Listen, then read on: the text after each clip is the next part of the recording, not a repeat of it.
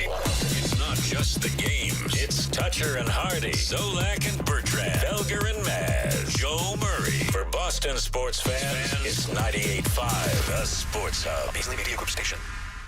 Essential Sports Hub headline presented by Celsius Energy Drinks. Once a surefire playoff team, things are much different for the Red Sox this morning. They were down 3-0, 4 hitters into the game yesterday and never recovered. They lost to the Athletics 5-3 at Fenway Park. Trevor Story homered, but although they're still in the postseason at the moment, his team continues to struggle. Yeah, we have, like you said, we can control what happens. We play good baseball, we get in, so it's as simple as that. Sox lead on Cleveland is now a game and a half for the final playoff spot in the American League with 9 games to go.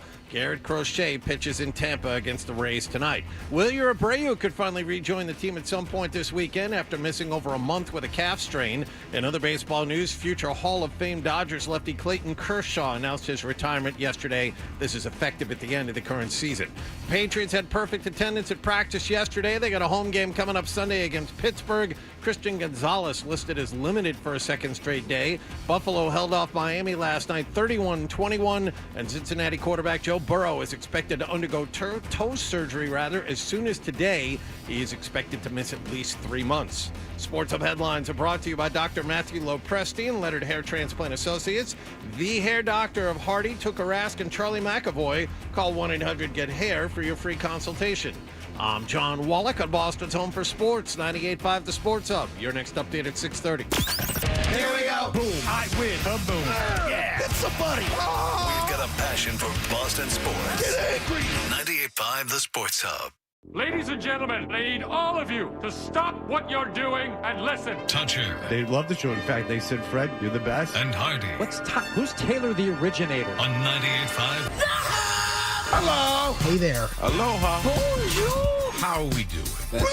What? I'm an animal. Can we use this for the radio? No, Nick, with your drinking at noon on Monday.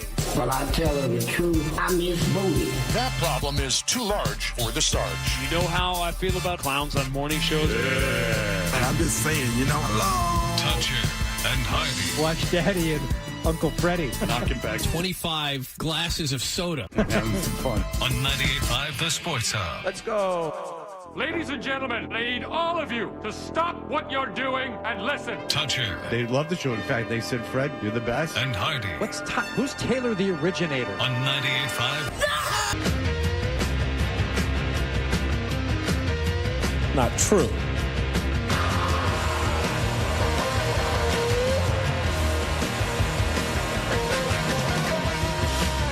Good morning, everybody. Good morning. We are Toucher and Hardy. We are in the Town Fair Tire studios. You can watch us on YouTube. Go to subscribe to 98.5 The Sports Hub on YouTube, and you can watch us live. If you're listening to a podcast of us and you'd like to watch the video, it's up there. All right. Hit me. What do you got? You're coming in hot, I can tell. Yeah, last night was very emotional for my daughter and I. The last episode of The Summer I Turned Pretty. There's talks of a feature film.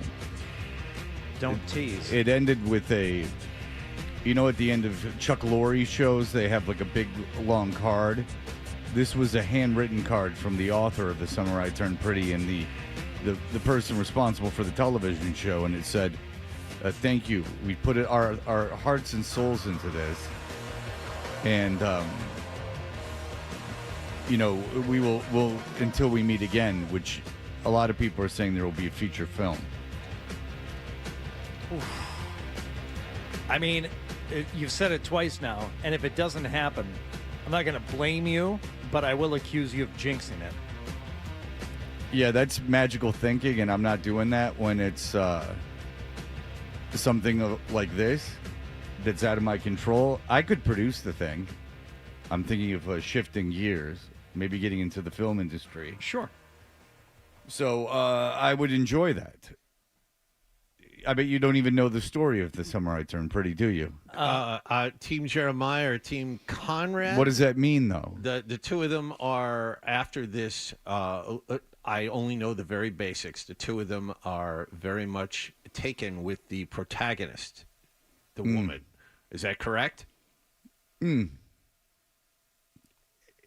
a sense, it's an Okay. evolving scenario, but yes, ultimately, yes. Okay. No spoilers. I will show my knowledge of this show as well. There's a lot of crying on the beach. A little bit. That's an oversimplification from a fool, a jester. What is the difference between the two boys? They're brothers, but they're so different. What is the difference between Conrad and Jeremy? I don't know. I only told you that. All I know is what I just told you. It might not even be Jeremy. Might not even be the name. Jeremiah, right? Jeremiah. Thank you. One of them is older. By how much? 2 years. Perhaps. Yeah. Wait, there you go. Yeah. Yeah. You're looking at the webpage? No, I thought, hey, Okay. You Does your- cheating? Does I'm your reading about this Jimmy Kimmel thing. This is weird, wild stuff. Okay. Yeah, it's a lot of fun when they just come right out and say it.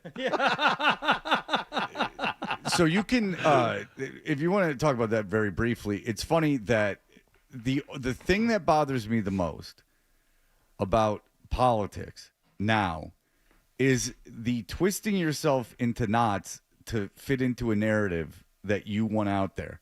This is a clear-cut governmental censorship issue. It just is. Now, it's so funny to me because people go, well, he can talk wherever he wants. Yeah, but the FCC, this is pretty unprecedented, stepped in and said, we don't like, there's some community standards guideline that we take as we're going to decide.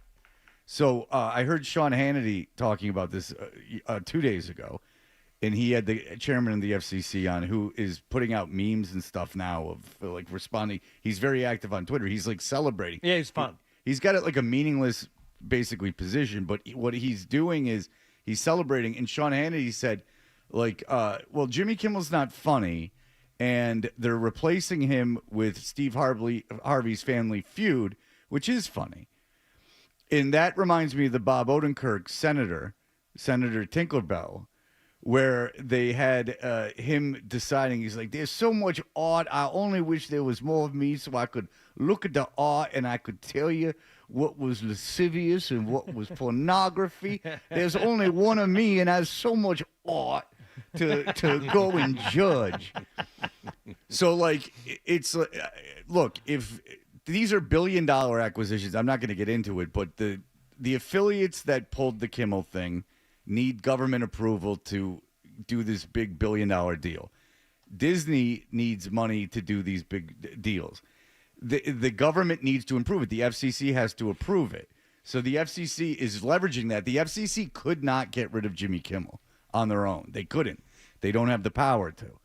They literally could not. There's not a lawyer that would tell you that they could. There's no one in government that would tell you that they could. But what they do is they say, the president doesn't like the way you're talking about him, and you are going to, we are not going to let this multi-billion-dollar deal go through unless you knock him off the air.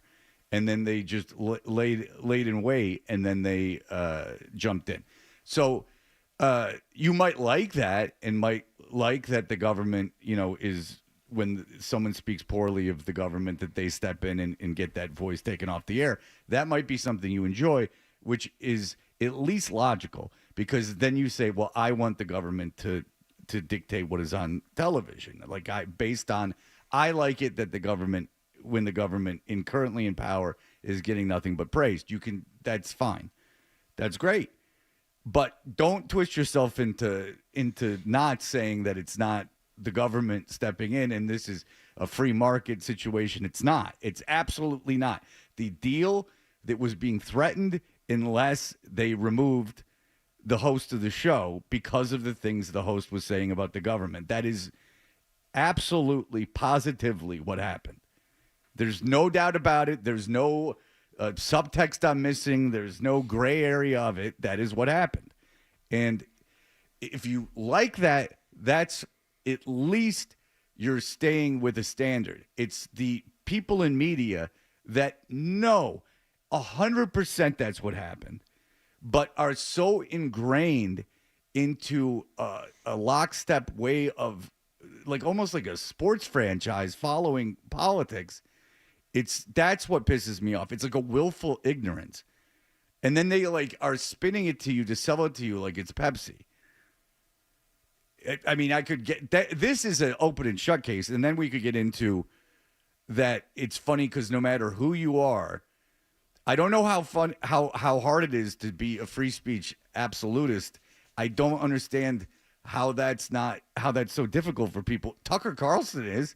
Tucker Carlson came out against this.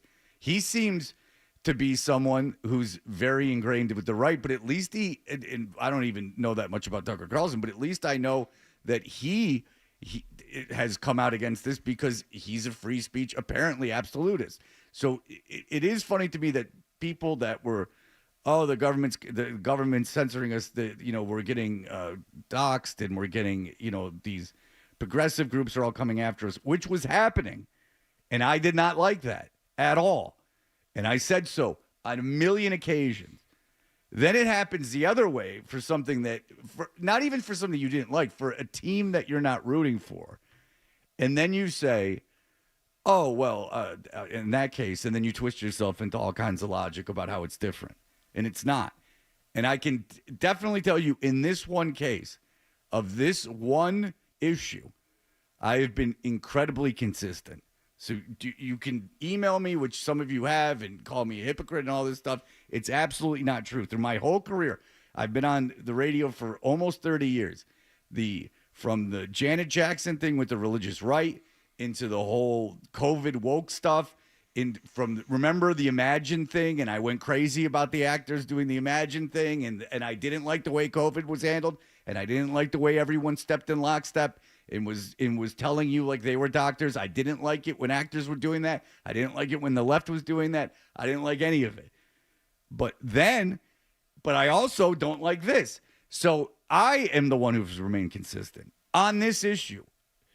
And it's only difficult to support free speech when you like what's being said. And I don't understand how that's difficult to understand. So, and that's one of like the original tenets of the First Amendment. And one of the first, I guess, comments on it that has resonated now for hundreds of years. I may hate what you say, but I will defend to the death your right to say it. Right. And that is what's lost in this. Yep. Like that's gone now. No. One interesting thing I saw about this yesterday was, like, how is this going to be remedied? How is this going to shake out? And the question was posed to a media legal expert. Well, could ABC or Jimmy Kimmel sue and take them to court? ABC specifically, if their hand is being forced, could they? And Donald Trump is doing the forcing here. Could they sue him? And the legal expert kind of laughed and said, "Well, seeing how they've already settled one lawsuit with them less than a year ago because Donald Trump sued ABC for saying something that he didn't like, and to get out of the lawsuit, ABC paid him $15 million. No, that's unlikely." He said it's more likely that either the White House or someone would now sue ABC for anything that they say about it. Well, and that's the thing is that if you are like, say, the New York Times, it's not governed by the FCC, Trump just sues them for $18 billion or whatever it is, like sues them. So that's the South Park. Sue, I'll sue you. He runs and sues. He's suing that guy from that old all gas, no brake thing. He's suing that kid for having Biden's kid on. Right, if the FCC's not in control of it, then he'll just sue. Right. So that's the big thing. But in this case, the FCC was in control. This is about a year ago, and they said, no, they don't foresee any kind of a lawsuit or any type of legal action. This needs to go to the Supreme Court. No, they're in the business of settling these things to make things nice for business, whether there are mergers that are going on, which appears to be the case here. They need FCC approval for certain things. And, okay, all right, if this is what we got to do to be in the good graces and good standing, then that's what we'll do. And there's two things that would bother me if I was in the media companies is that history never remembers this well. Like, people don't go, Roy Cohn was a really good guy. who was Trump's lawyer at, when he was doing the real estate deals. Roy Cohn was in the McCarthy hearings. He was he was not a good guy. And so Roy Cohn is this forever Weasley guy that will always remember this that way. You can watch documentaries on him. He had a whole interesting private life that he was covering up, which is private life isn't the issue. It's just a little hypocritical. But then and then also, okay, so there's all this infinite amount of internet. The internet is infinite. And as for now, that is not regulated by the government. Now, the suing that the president will do will happen. But say you can way through that. But if I'm the head of a network and I have two things that I can now put on the air that will get me money, sports and news, and now I've compromised my news, people aren't going to go to you for the news. All I know is that Disney owns Disney Plus, they own Hulu, and they own ESPN. And if you want to pay Bob Iger and the Disney Corporation for, so they can do billion-dollar deals, and you want to finance that's your call. I choose not to finance that. All I can do is tell the Disney Corporation that I am, which I've never liked, even though they have the rebel Pat McAfee. I will not consume those products anymore. That is the only way that I feel that I can, in my own brain, take an immediate stand. But whatever your opinions are on it, I just don't. I'm sick of the twisting yourself into pretzel logic just to make how this is. This is how this isn't the government getting involved. When the guy just said it, it's just so the guy said it. He said it. He went on a podcast. The head of the FCC went on a podcast and said it. I don't like what Kimmel said. We want to get rid of him. And we can do this the easy way or the hard way. That's what he said. And then that next day it happened. Can we take a step back and realize how remarkable that is for someone in power to say that? How remarkable that is. It said, you know what? That's free speech. We don't like it. We're going to cancel it. Well, or we're not. Or, in the history of America, basically threatening if you don't pull him, we're going to pull this deal off the table. And then you have people going, well, this isn't canceling, and then they're just entirely ignoring the whole FCC part of it. They know the FCC thing happened, but they're ignoring it. And you can talk. So you want basically a man, either be the head of the FCC or Donald Trump, to dictate what serves your community standards. Okay. If that's what you want, that's what you want. But that's an aristocracy. I mean, it's an authoritarian, not an aristocracy. It's an authoritarian government. I mean, it is. It's one person deciding and siphoning what you should hear based on their whims. And if that's what you want, then that's what you want. But don't play both sides of it, and don't just and don't ignore the whole FCC portion of it, which was very interesting. People that are big were drumming the whole free speech thing are now, they're falling back on their heels trying to make it sound like it wasn't a government thing, and it was. Gotten emails you don't know, read your own company's stand. Yeah, I'm aware of that. I'm aware that my company can fire me. Now, They can't just fire me. I mean, I'll sue them for my entire salary. They can't just fire me unless there's a good reason. But if they fire me because I get in hot water or something, they have the right to do that, and I have the right to sue them, but they have the right to do that. But that's not attacking the First Amendment, because it's not the government doing it. When the FCC does it, it's attacking the First Amendment. It just is. It's a zero argument, and it happened. So this twisting yourself into pretzel logic. You would expect your company, even if they're in lockstep with whatever administration is in control of the FCC, that company, if the FCC were to come to them and said, one of your DJs said something that the president doesn't like, and you need to take him off the air, you would expect your company, even if they're in agreement with it, would say, you know what, that seems wrong. That seems dangerous. I don't think that. Now, this is where it gets really murky, Fred, because the FCC chair said yesterday, and he said this a couple of times now, we're in this midst, I'll read it. We're in the midst of a massive shift in dynamics in the media ecosystem for lots of reasons. Again, including the permission structure that President Trump's election has provided. And I would simply say we're not done yet with seeing the consequence of that. So the consequence of what? The shift in dynamics in the media ecosystem, or the permission structure that President Trump's election has provided? That's the part where I'm like, oh, does the FCC have more power now based on someone's decision somewhere after they got elected that they didn't have before? I don't know. Have you read all the FCC guidelines and all the things that they're able to do? Has that changed in the last couple of years? I don't know. But it's also kind of scary to think that, wow, they're operating way outside of their own guidelines and what is permissible. Maybe it's permissible now. That's a good point. I don't know. Well, yeah, there was always the sliding scale of what is allowed and what's not allowed, and now it's just.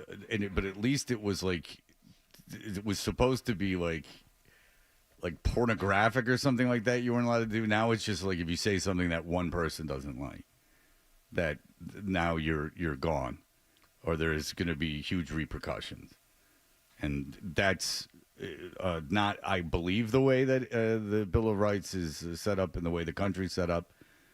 But it doesn't matter anymore. Well, to be fair, Fred, it's not one person doesn't like. On CNBC, the FCC chairman said yesterday, the issue that arose here where lots and lots of people were upset was not a joke. He's talking about the quote-unquote jokes that Kimmel made. Which, he again, said, is defining a joke. Lots and lots of people, not right. one person. Lots and lots of people. Right. Lots and lots of people were upset, which still doesn't make it the FCC's job to protect people from being upset. Well, they were upset.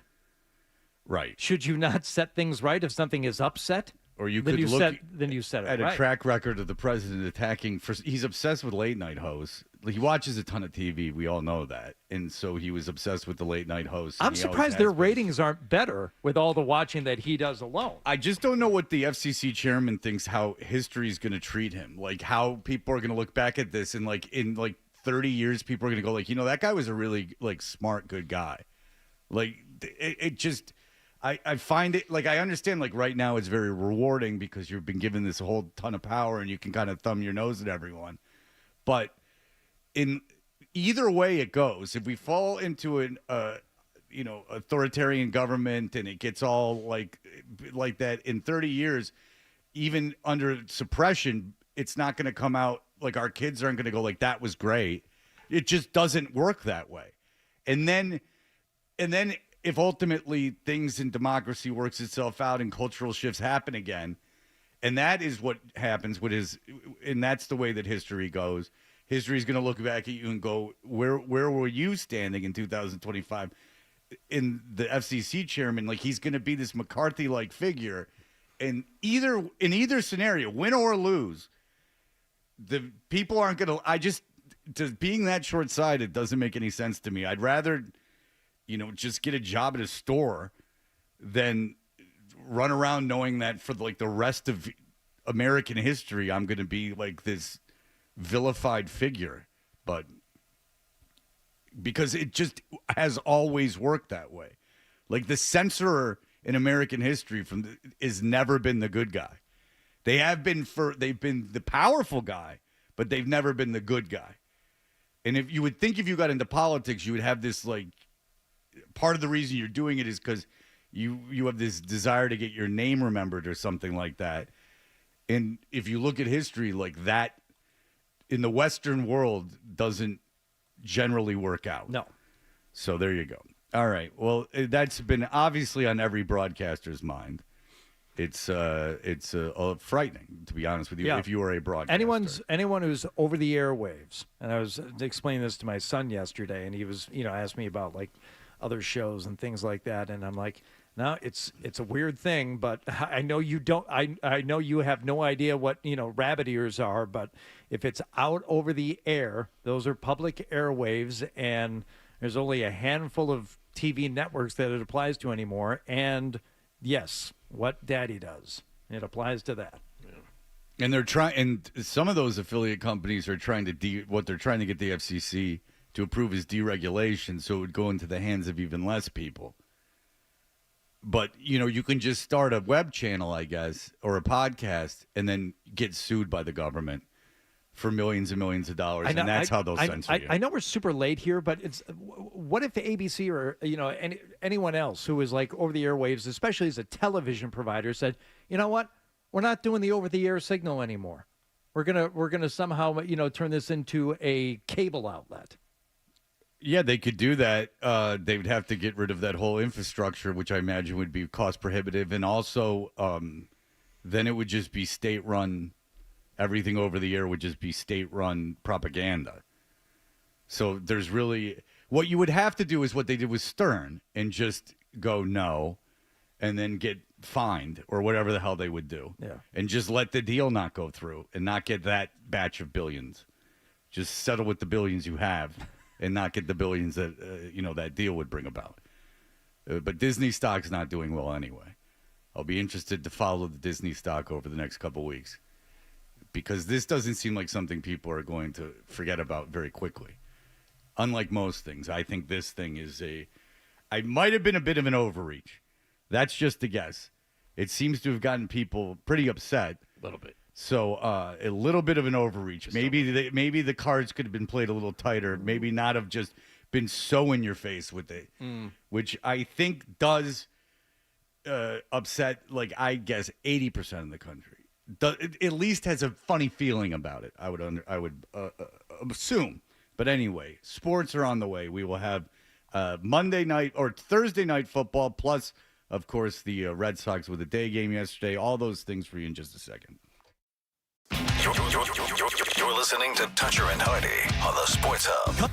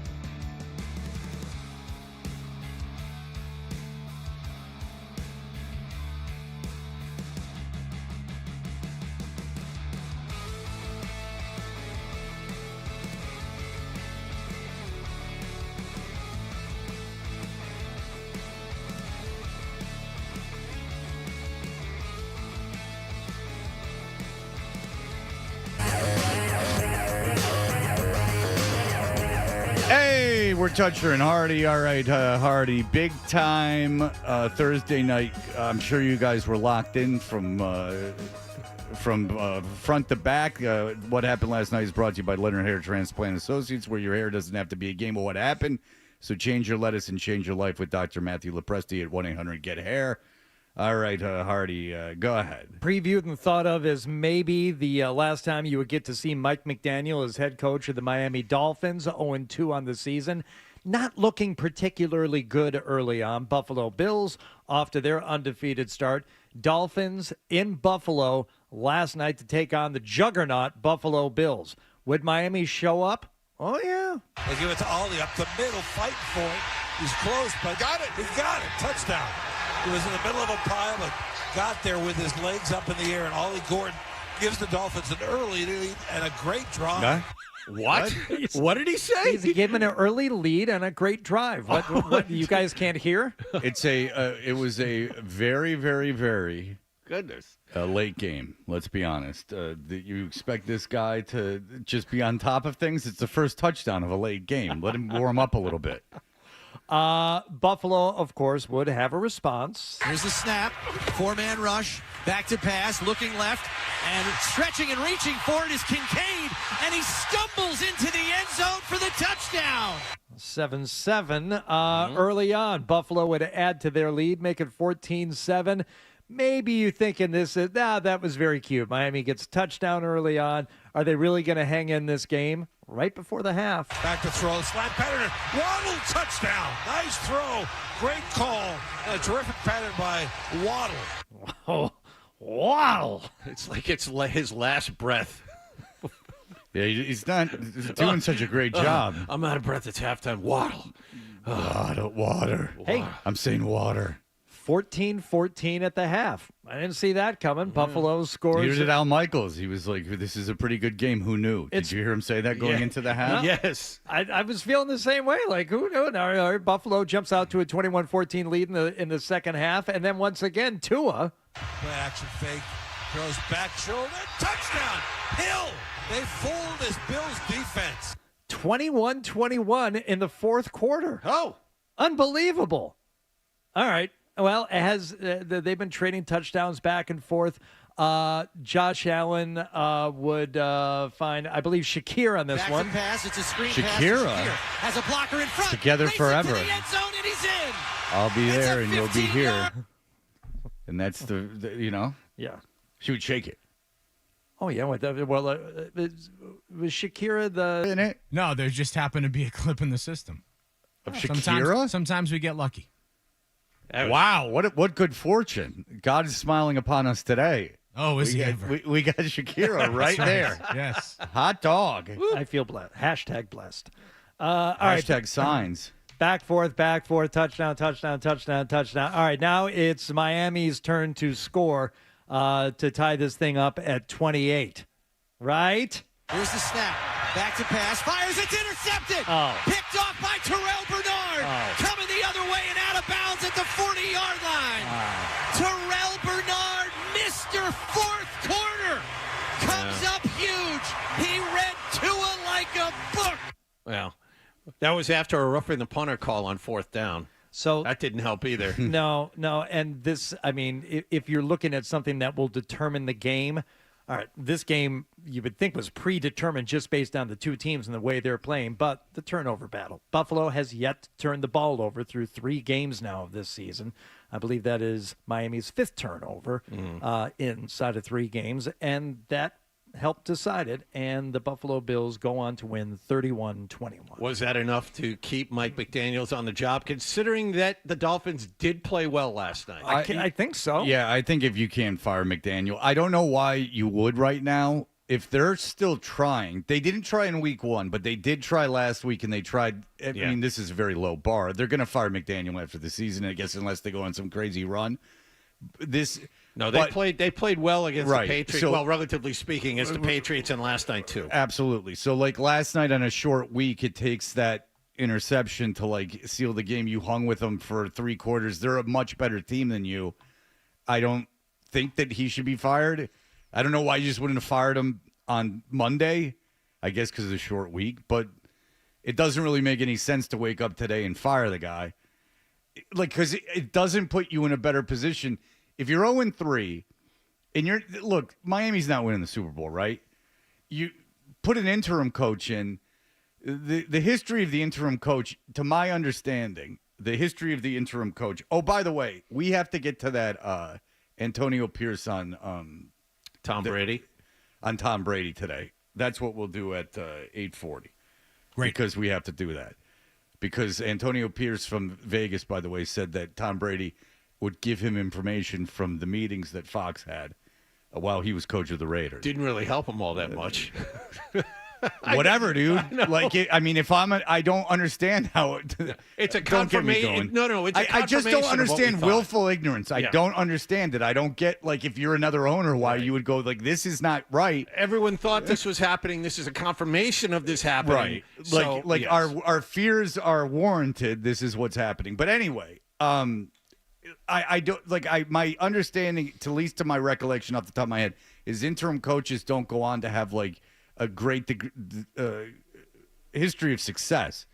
So I don't know what the rush would be to get McDaniel out of there if they're trying. Well, if they're trying to win one game, that interim coach is good for that dead cat bounce. The game, That's true. The game after the head coach gets fired, those guys will go out there, especially if they really, really hate the head coach. I don't think Mike McDaniel's loved down there right now, but the fact that they are still playing hard, and I don't. What we were talking about it last week, and I asked the guy from Miami as he lost the room. He's like, it doesn't seem like it's all the way there yet. Who do the Dolphins have next, Fred? Well, they play the Jets. Yes, indeed. A long Monday week, night. A week from so Monday. They get like 2 weeks off before yes, the game. They have 10 days off now before they play the Jets. That's great. All right. Well, Jets 0-3 versus 0-3. in Miami. Well, the Jets aren't the Patriots. The Jets can win in Miami. No, but my point is they play the Jets next, winnable game, and they play Carolina after that. The Dolphins do. Maybe if they lose to the Jets, they will fire him because that's unforgivable. What happened with the matinee at Fenway Park yesterday? We'll find out in just a moment. All right. And where are they in the playoff standings right now is the big story. Really we will good have shape. that for you. Yeah. Maybe I spoke too soon about things. All right. Here are the headlines. Sports Hub headlines presented by Celsius Energy Drinks. Let's talk about that real quick. Red Sox lost to the Athletics 5-3 at Fenway Park. Brian Bayo took the loss. He allowed 3 runs in about 5 minutes in the top of the first inning. Sox are only a game and a half ahead of Cleveland for the final playoff spot in the American League. Still 9 games to go. Garrett Crochet pitches on the road against Tampa Bay tonight. Wilyer Abreu could be back at some point this weekend. He's missed over a month with a calf strain. Patriots had everyone on the field at practice yesterday. They got a home game coming on Sunday against Pittsburgh. Christian Gonzalez listed as limited for a second straight day. And another NFL news, Buffalo got 3 touchdown passes from Josh Allen. They beat Miami last night 31-21. Sports Hub headlines are brought to you by Service Credit Union. Good luck to their ambassador, Captain Keegan Bradley and Team USA at Bethpage. Service Credit Union, success built on trust, banking built on service. Visit servicecu.org/trust. I'm John Wallach on Boston's Home for Sports, 98.5 The Sports Hub. Your next update at 7 o'clock.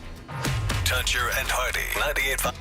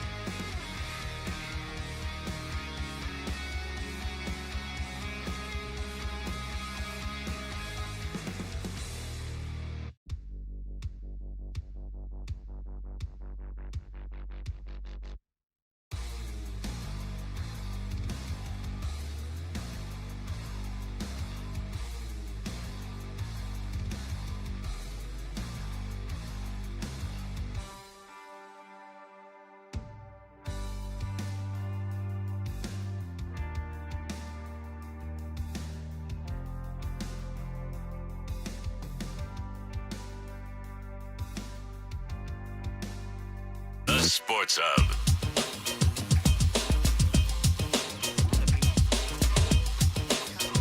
All right.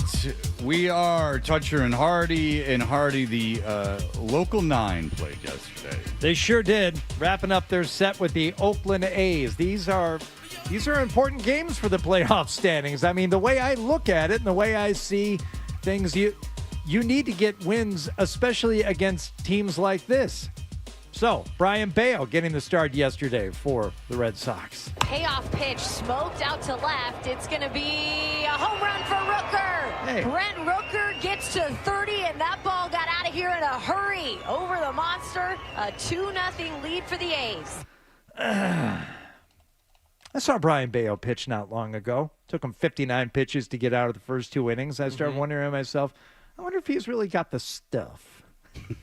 Does he really have what it takes to bake those cakes as we head toward the postseason? He didn't look all that interested yesterday. It took him maybe 5 minutes to give up 3 runs. 4 batters into the game, they're down 3-0. Oh, it's just... 4 batters, it's 3-0. Wow. The Red Sox would have an answer. He's going to tag this one deep into the alley. That one back, then it gets out. Home run. David Hamilton with number 5. On to Jamai. How about that? Let's start rapping like we're signing the direction of independence. Hamilton, baby. Athletics scored 2 more times, and Trevor Story says, not so fast. I'm not going to let this one get away from us. Trevor Story, a high fly ball that's deep to center. Butler back, turning, gone. And then as he rounds the bases, he says, don't get too excited. I'll ruin this for us. I have other ways. I can do things with my glove. I can make this all disappear. I'm winning you over through this home run, but little do you know that I have plans. That's true. In the middle of all of this and how bad the lineup is, if you look at it top to bottom, Trevor Story, at least offensively, Fred, has been fantastic. I mean, he's on the board. He's on the verge of 30-30 season.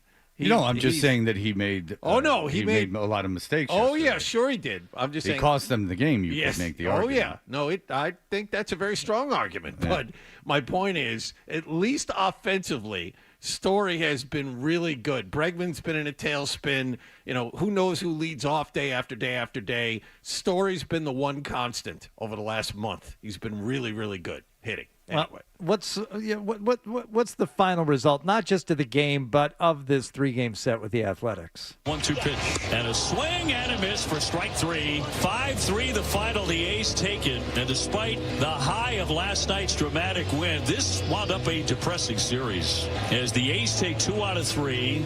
Red Sox see their wild card lead reduced to a game and a half over the Guardians. Okay, we've talked multiple times over the last 3 weeks about how they've been doing this with smoke and mirrors. Take a look at the lineup. Masataka Yoshida is hitting cleanup. Nathaniel Lowe, a street free agent pickup to play first base, is hitting 5th. Connor Wong, 6th. David Hamilton, he of the 200 average, 7th. Nate Eaton, a journeyman minor leaguer who you promoted because you needed to, was playing right field. He's hitting 8th. And Cedon Rafaela, who's hitting 122 this month and 160 for the last 122 in September and 160 for the last month, is hitting 9th. That's what you're going with. This is the team that's supposed to get you to the playoffs. And it puts a tremendous amount of pressure on the 3 starting pitchers that are worth a damn at the moment, including Brian Bayo, who wasn't up to it. This is what you're stuck with. Garrett Crochet has his most important start of the season tonight in Tampa, because after him you have Kyle Harrison, that pitcher that you got from San Francisco for Rafael Devers, pitching tomorrow, and then the kid Connolly Early pitching Sunday. These are huge games for this team if they want to make the playoffs. And Saturday and Sunday you've entrusted to kids who have no experience whatsoever. That's what we're down to here. So it's not a mistake that they're fading fast. This is regressing towards the mean. There isn't a ton of talent on this team. Give it up for Alex Cora, who's been massaging the crap out of everyone for all this time to get them to where they are. I heard a caller on this station say that would Cora get fired if they don't make the playoffs? Oh my God, Cora deserves a raise for what he's done. I just don't know how team. you can look at this, like John just said, to just double down on it. You can look at this team and say he's somehow failed them. Oh, Lord. Like, they're not very good. They have an excellent closer, and they have one great starter and 2 good starters, and then the lineup now is trash. Yep. So I don't. Alex Bregman isn't hitting. We just talked about Rafaela. These are guys you're trotting out there every day. Bregman's hitting 3rd in your lineup and can't get out of his own way for the last 3 weeks. He's not making himself a lot of money. He's a great ball player, but he's not hitting now. This is as bad a slump as I've seen him in. So this is where we are here with a week and a half to go. And if they don't make the playoffs, I'd say that's expected because everyone around them is playing far better than they are. And by the way, if you look at the rosters, everyone around them is far better than they are. Well, the pitching Cleveland has, who's on their heels, is so deep, is that Cleveland just has got an incredibly deep staff, and they've been winning at the right time. So we'll see. That whole lineup, even Connor Wong, anywhere near the middle of the order, batting 6th last night. He's batting 200. Yeah, he was your starter. I mean, how lucky were the Red Sox to get Carlos Narvaez, who was a throwaway trade with the Yankees. That guy was a Rookie of the Year candidate the first half of the season. I mean, they are so lucky that so many things went right for them during the year. You had no idea Bayo was going to be this good. You had no idea Giolito was going to be this good. No idea Chapman was going to be this good. He wasn't the closer in spring training. I mean, he won the job in spring training. He hasn't been great the last couple of years.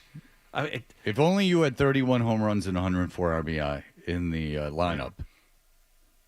But you chose to get rid of that for nothing. By the way, but they saved themselves a lot of money so they could go crazy at the deadline. Oh, yeah. Those 2 guys, by the way, haven't been on the team in 2 weeks. Maye and what's his name? Well, Maye got hurt. Yeah. Maye and Hicks.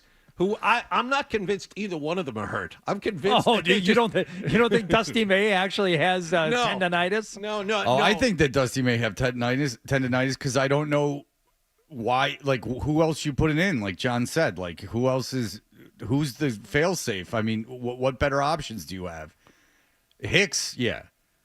Hicks is a huge liability. Maye's not good. No. But, I mean, he can step in and pitch, save your arms a little bit. That's why, getting back to Sam Kennedy from yesterday, everyone in ownership should run from any microphone shoved in their face because this season has been much more about luck than about skill from the front office. It will be funny, though, if they do clinch a wild card, which I think they absolutely will. Okay. But if they do clinch a wild card, like when they freak out, like because they got the 4th wild card. Yeah. Hey, we made it. Congratulations. You had nothing to do with this. Right. One note here, as long as we're talking about pitchers, one in particular. 4th wild card. If they got the 3rd wild card. Whatever, the final wild card, yes. Yeah, the final wild card. One pitcher hanging it up for good. So today I'm just going to keep it short and sweet and then, be able to really tell people just how grateful I am for everybody that's in this organization, that's in this room, that's been here. But yeah, I'm going to call it. I'm going to retire. We've talked about it a lot. Alan and I talked about it a lot. Kiddo's talked about it a lot, and I don't know these people. Why are you referring to them by nicknames? I would like their surnames. Clayton Kershaw, 3 Cy Youngs, an MVP, 11 All-Star games. Is saying, "Yep, this will be it." You know the greatest stat for Kershaw. This is the end of his 18th season in Major League Baseball. He has 96 losses total. How many of those are in the playoffs? 18 seasons. Now, the one thing you can certainly criticize him for is his playoff record. As a Cardinal fan, I can tell you the great joy you have when you're down 0-2 in a series and Clayton Kershaw would come into pitch. He's 222, I think, in 96. In the playoffs, he's 13-13. Yeah, not good. It was a great relief. His when Clayton ERA Kershaw in the playoffs is 4.5. Yeah, not great. Not good. Not great. No, he's for certainly many years. His regular season ERA is 2.54. Yeah, and it's almost 4.5 in the postseason. No, he's the anti-Kurt Schilling. I believe. Yeah, I know. I believe that the Cardinals were down 0-2 against the Dodgers in a best of 5 series, I think, and Kershaw came in and they lit him up. and they ended up winning the series. I believe that's what happened. I know Kershaw got killed by the Cardinals in the series they were down, and I think they were down 0-2 because I remember like half-ass watching it because I was like, this series is over, and then Kershaw's pitching because you think Kershaw's great, and then the announcers kept saying, oh boy, oh boy, oh boy, and you're like, oh, this is a good thing. If you take a look at Kershaw's years from like 2013 to 2018, that's as good as Pedro Martinez in his prime. That's how good he was. And to see what he did in the playoffs is remarkable. That's true. All right. We are going to be back in just a moment. Bert Breer is scheduled to be in studio with us. Stay tuned for more Toucher and Hardy on the Sports Hub.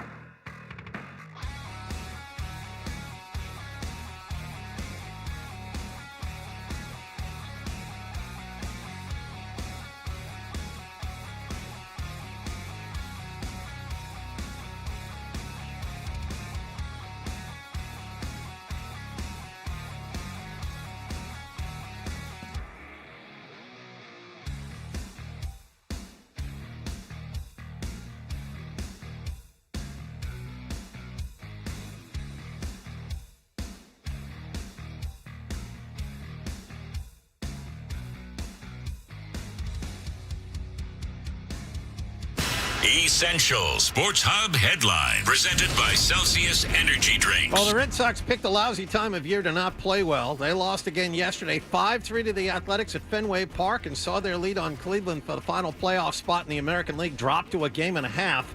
Brian Bayo allowed 4 runs and lasted 4 innings. Brent Rooker hit an early 2-run homer off him for the winners. The Sox visit Tampa Bay tonight. Garrett Crochet will start. 37-year-old LA Dodgers lefty Clayton Kershaw announced yesterday he's going to retire at the end of the current season. Patriots had everyone on the field at practice yesterday with a home game coming up Sunday against Pittsburgh. Christian Gonzalez limited for a second straight day. Keon White a full participant after missing Wednesday with an illness.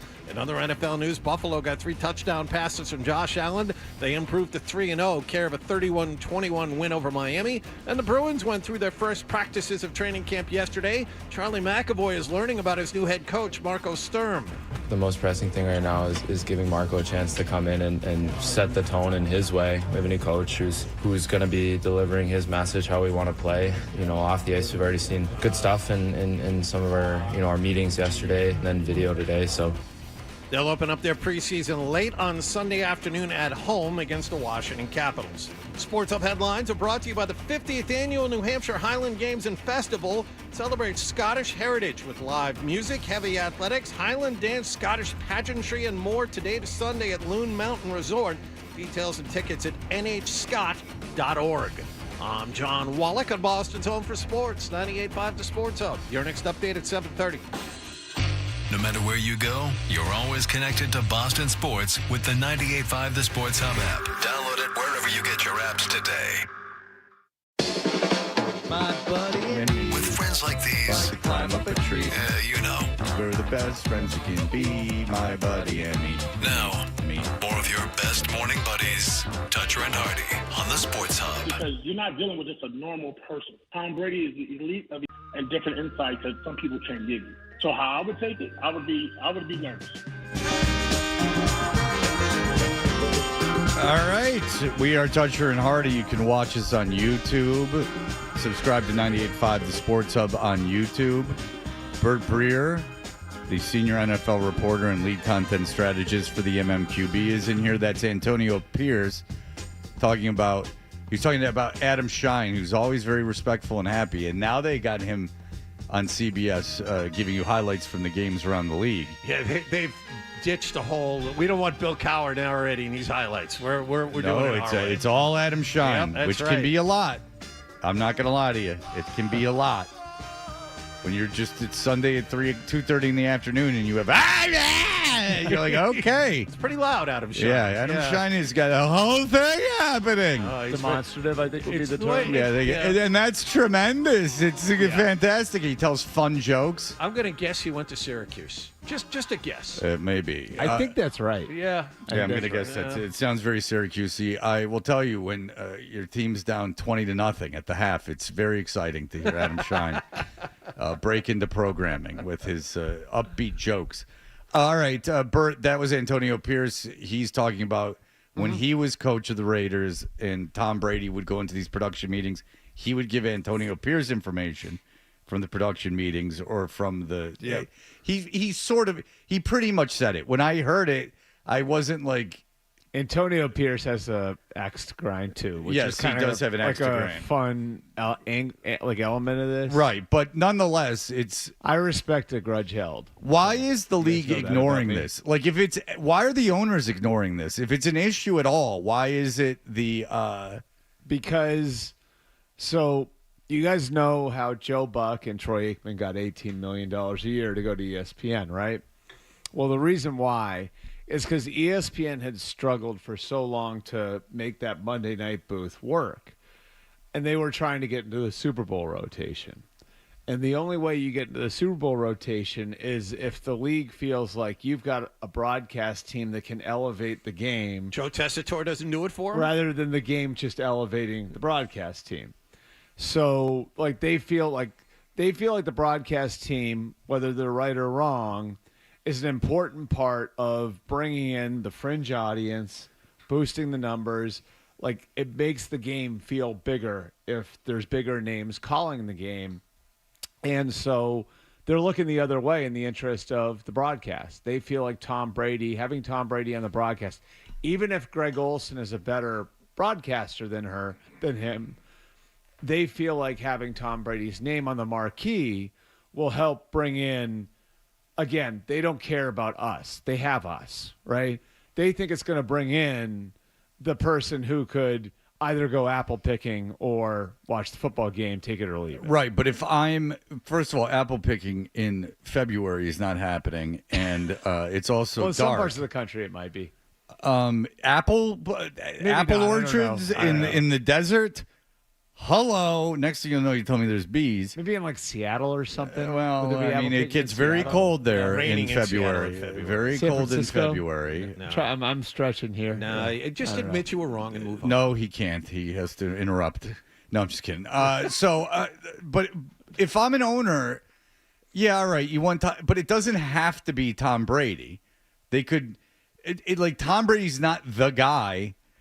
I think it's misguided anyway. I don't think that the Super Bowl, who's broadcasting, I understand that a good broadcast team can lend a sense of importance to an event, but I think you earn that through being a broadcast team. And like Howard Cosell, I think it's the whole Summerall Madden, like that we all grew up with. I think you would agree, like whenever Summerall and Madden were on a game, it felt bigger. Right? But Madden wasn't a huge star. He became a huge star by broadcasting. Like but nobody has the broadcaster. patience for that anymore. Well, there's a lot of problems. But nonetheless, if I'm an owner and it can hurt my team, you would think that you would be like, all right, look, pick one. Have him be an owner or have him in the booth. You can have him in the booth if you want, but he can't be an owner. Like, pick one. So that doesn't seem like hard to do. And then if you don't want Brady, then go throw someone else in there that's a big star. So, but this comes down to who's calling the shots here. Is it the league officers? Is it the owners? And if the owners are indifferent to it, because the owners, and I've said this to you guys over and over again, are more competitive about the business of football than they are about the football itself, then the league office is probably going to have a relatively easy time convincing them that what's good for the broadcast product is good for the business, and that supersedes any sort of marginal effect that he's going to have on the football. Okay, but if I'm Woody Johnson, I can give you an example. In my first two home games, if they were sellouts, were away games because they were all Steelers and Buffalo fans. That seems to me like a short-term situation in that it's Pittsburgh and Buffalo aren't going to be in town every week. You're going to have. There's going to be a year you play Atlanta and Carolina at home. Well, yeah, exactly. Yeah. And so this year, I mean, you're going to have home games. I didn't memorize their schedule, but you're going to have home games with no gate. Yep. And gate, say what you will about TV deals, and I understand that they're way more important, but gate is 80,000 people. It's like a stadium rock show with concessions and everything. I mean, millions upon millions and millions and millions of dollars just for that 3-hour event. If I'm losing my audience and I'm losing my base because of a competitive disadvantage, I just think that if I owned a team, I understand that, like, you don't want to be the hard-on that's like throwing money around, but there also is that, like, yeah, but I did buy this team to make money, and to make money we have to win. I mean, it's so cynical. But isn't there any even – I understand not wanting to be the hard-on owner that's wasting money and making bad decisions. I understand that. I understand that being like a thing because that's a human thing. Like, oh, yeah, sure, you won, but look at what you had to do. You had to bend over for everyone and ruin it for all of us. But I would want to win. And if there was a simple solution for a major conflict, I would want that if I was an owner. I don't know why you wouldn't care. You understand what I'm saying? I think ultimately this is going to resolve itself because I think Brady's going to be too competitive about the Raider thing. And I think eventually there's going to be some sort of buyout with Fox. Like, that would be my guess. Yeah. I don't think he's going to make it through the 10 years. I can't imagine. I mean, he's going to be too competitive about it. The Raiders are going to make progress this year because I think they've got good people in charge. And I don't know if it's going to happen after this year, but I think eventually he's going to want to be more involved. And I just think it's like, how hard is it to walk away from a job that's paying you $37.5 million for the amount of work that job takes? Would you say he's too competitive? Wouldn't the competitive side of him want to keep feeding the inside information as long as the NFL allows him to do that? I mean, unless he feels like it's taking away from his ability to help the team itself. Like, if it's a marginal advantage, right? Well, which I think it probably is. If it's a marginal advantage, like if you're Tom Brady, you would think, well, I'm more valuable day to day helping them build a team. Like, Right. that's my value. Right, but if I can do both. If I can do both, and that's where he's at right now. Right. And I will say this, like I do think, and I think what other teams are more concerned about is not the week to week strategic stuff. I just don't think and that's not to say I wouldn't be concerned. Like, if I was the Commanders 2 weeks ago, I wouldn't have told him crap. They play the Raiders this week, right? Like, he had Commanders Giants 2 weeks ago. I would not have told him anything. If you're the Bears this week, how are you handling him? You have him next week. Right. Like, Brady has the Bears-Cowboys game Sunday, and then the Raiders play the Bears next week. If you're Ben Johnson, how are you handling it? I wouldn't tell him anything, and I wouldn't let him into practice. And then if I'm Fox, I'm like, you're not able to do the job, so why am I giving you all this money? I think the bigger deal, to me, like the bigger deal, and this is having talked to teams that are in competition with them, is the jump that the Raiders get on all of these little things. Like, he's meeting with 5-6 players a week. How many of those players are going to be free agents? Now he's got background on those players. Yeah. He's building relationships with those players. And if you think about that, like how free agency and trades work in the NFL, free agency, nobody meets with anybody in the NFL. Free agency is over in like 3 hours in the NFL. It's all a leap of faith on like, okay, like we're going to do our research and we're going to find out about these guys and we're going to dig as much as we can. We're not going to have the chance to sit down and talk to them because it moves too fast. Well, now, if you're the Raiders, you might have had a chance to talk to some of them because Brady was sitting in a production meeting with them maybe 2 or 3 times. If it's a guy who plays for the Cowboys, how many Cowboys games does he have this year? Right? So, like, let's say, for example, the Raiders, one of their big holes is corner. Trayvon Diggs is making a lot of money right now. Trayvon Diggs might wind up getting cut after the year. Well, if Tom Brady has now met with Trayvon Diggs 3 or 4 times, isn't that a little bit of an advantage? Yes. Okay. If the Raiders are changing coaches, Pete Carroll retires 2 or 3 years from now, has Tom Brady not had a jump on the interview process by meeting with coordinators in the production meetings? Aren't those now? Would you think it was weird? Let me ask you this, right? If you were the Patriots, right? So the Patriots play the Steelers on Sunday. Would you think it was weird if Art Rooney was on the field last week at Patriots Dolphins talking to your players? Right, yes. Yeah. You know what I mean? Like, yeah. So, like, that's where the concern is. And I think it's bigger picture stuff. It's just, it's not, I don't think it's like, oh, well, they're going to come out and cover 3 against this. I think it's more like, are there things with the tampering rules? Are there things with, like, that the Raiders now have a workaround on? Which I think you could say yes. Because one person with one of the other AFC West teams said to me this week, like, the first question you had to ask when we went into all of this is Tom Brady going to be involved? We now know unequivocally the answer to that question with the Raiders is yes. A lot more than I thought he would. Right? Like, so is he going to be involved? The answer is yes. Is it an advantage to be in these meetings? An advantage that other teams don't have? Yes. So, I mean, like, we can argue how much the advantage is, but it is to some degree an advantage. And I think now the question becomes, for the league, the big picture question is the benefit to the league of having Tom Brady in the booth so great that you want to continue to bend the rules for one team? And I would think that that's like a big picture conversation that all of the owners have to have. Okay. I've always contended that football, like when hockey went to a major network, they had to get Wayne Gretzky because Wayne Gretzky is the guy that everyone knows the name of in hockey. There's no one else. Mm-hmm. Like Bobby Orr was great, but people in Nebraska that don't follow hockey don't know who Bobby Orr is. Football, everyone watches. So you could get someone else in that booth. So I don't know why Tom Brady is so valuable to them. I know why he would be valuable to the Raiders and why they would want him as an owner and how he brings eyes on the franchise. I don't know why I just think it's Fox like this, needs him so badly. I think it's this big picture, view of the whole thing, which was like, how do we turn, and this is the goal, the NFL's goal, how do we turn every game into an event? How do we make every game feel as big as possible? And like they look at every piece of that, and part of it is who's in the booth. And it's not us. It's because they have us. Like we're watching. They could put hot garbage on that TV and the four of us are watching, right? Yeah. Like doesn't matter.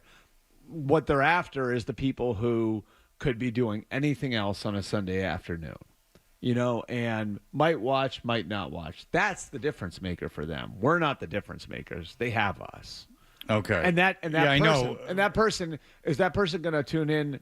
Is that person going to feel like it's a bigger game if Greg Olson's calling it, or if Tom Brady's calling it? I think I think Greg is and I think Greg Olson's unbelievable and awesome, and I think Fox should continue to build him up, and I think they can turn him into a John Madden-like figure. Like if they continue to invest in him, but no one's got the patience for that anymore. But Kirk Herbstreit is some huge star. But they turned him into that. It took I know to do that. But that's what I'm saying is that Kirk Herbstreit was just a nobody that became a media star. He barely started at Ohio State. Right. Yeah. And Troy Aikman wasn't the face of the league. I mean, Aikman's he's a cowboy. Okay, he's a cowboy, but I mean Terry Bradshaw. I mean, there's Joe Namath. I mean, there's a bunch of guys that you could have done it. I mean, like there are lots of guys that are. I almost feel like I'll bring up your buddy McAfee. Like I think like McAfee is an example of how if you're going to become that, you almost have to become that on your own now. Before you know what I mean? Like it's just. Well, like, McAfee became that because of Aaron Rodgers. Right. So then put Aaron Rodgers in the booth. But that's the thing is like I think I don't think anybody's got the patience to build these guys up the same way they used to. Yeah, but regardless of how you get that notoriety, because it takes a while to get there. The network is not going to do it. Well, the for you. play-by-play guys are nobody. It's like are you sitting like the networks don't? I don't know that they have the patience anymore to go through like a 3 or a 4 or a 5-year process of getting somebody up to that level. They'd rather just stick somebody in there. And this is the problem that you get into because when you stick someone in there, they've already hit. That's the problem. If you want to get into the McAfee thing, the problem with the McAfee thing or the thing about getting an existing talent is when it was cool and coming up, you missed it. You get them after their high water mark. Right. You got them at their high water mark, and then there's only to go down. Like the thing that made them cool in what is the term? Subversive? Subversive. I was saying transgressive. I mean, the thing that made them subversive is that, was their outsider status. And once that builds up, it's like an indie band signed into a major label. The legs get cut out from underneath them, and it's not cool anymore. Get shiny, happy people. And in an Kaboom. And in an interesting way, like I think the public actually, for some reason, has more because of like just this star bleeper culture. Like actually, like has more patience for people like that than they used to. Because I remember when I was a kid, Joe Montana going on TV and being dreadful, and no one had any patience for it. Right. Right. Like. Didn't even Brady Brady had some bumps last year as a broadcaster, and I didn't hear people killing him the same way. I mean, Joe Montana got killed. Eric Dickerson got killed as a sideline reporter. Yeah. And one final thing. But there's this star bleeper culture that does not allow that to happen anymore. But then make up your mind. Do you want influencers who are just kids with phones? Right. Or do you want established talent? Like it's funny like that you would say, well, they don't have the patience to wait for established talent anymore. Well, then why have a YouTube 1 million streamers? What was it? The first game of the season where they had like 1 million streamers doing stuff like YouTube personalities? Like, well, they made them forget it. Like it's just like it. I don't. Media's in a very, very strange place right now that I just don't think is. If I was in charge of these things, I don't think I'd. It's a very short-sighted look. I mean, developing your own talent and developing your own stars is the most cost-effective, and. But they don't have patience for it. Right, but you need patience to build a star. Yeah, to do it. Like, All right, Henry Rollins is online. With Oh, us. good. Henry Rollins. Hello, Henry Rollins. Gentlemen, good morning. Good morning. There's never been a truer word out of your mouth, Fred. 4-1 people know the Rollins band over No Black Flag, and we know the difference in the quality there. It's all about coming up from the underground. It's all about developing your own talent. It's all about booking the VFW, putting 9 bands in there, and making people deal with it. If they want a new voice for the NFL, they should talk to my friend Ian. And if not, they should punch people in the chest. That's right. Ian will only do it on the free over the air. All right. We will be back. Ian Mackay's way of thinking probably was the best, is just do it yourself. Don't deal with any of the nonsense around it. All right. We'll be back in just a moment. More with Burt Breer. He's in for the hour.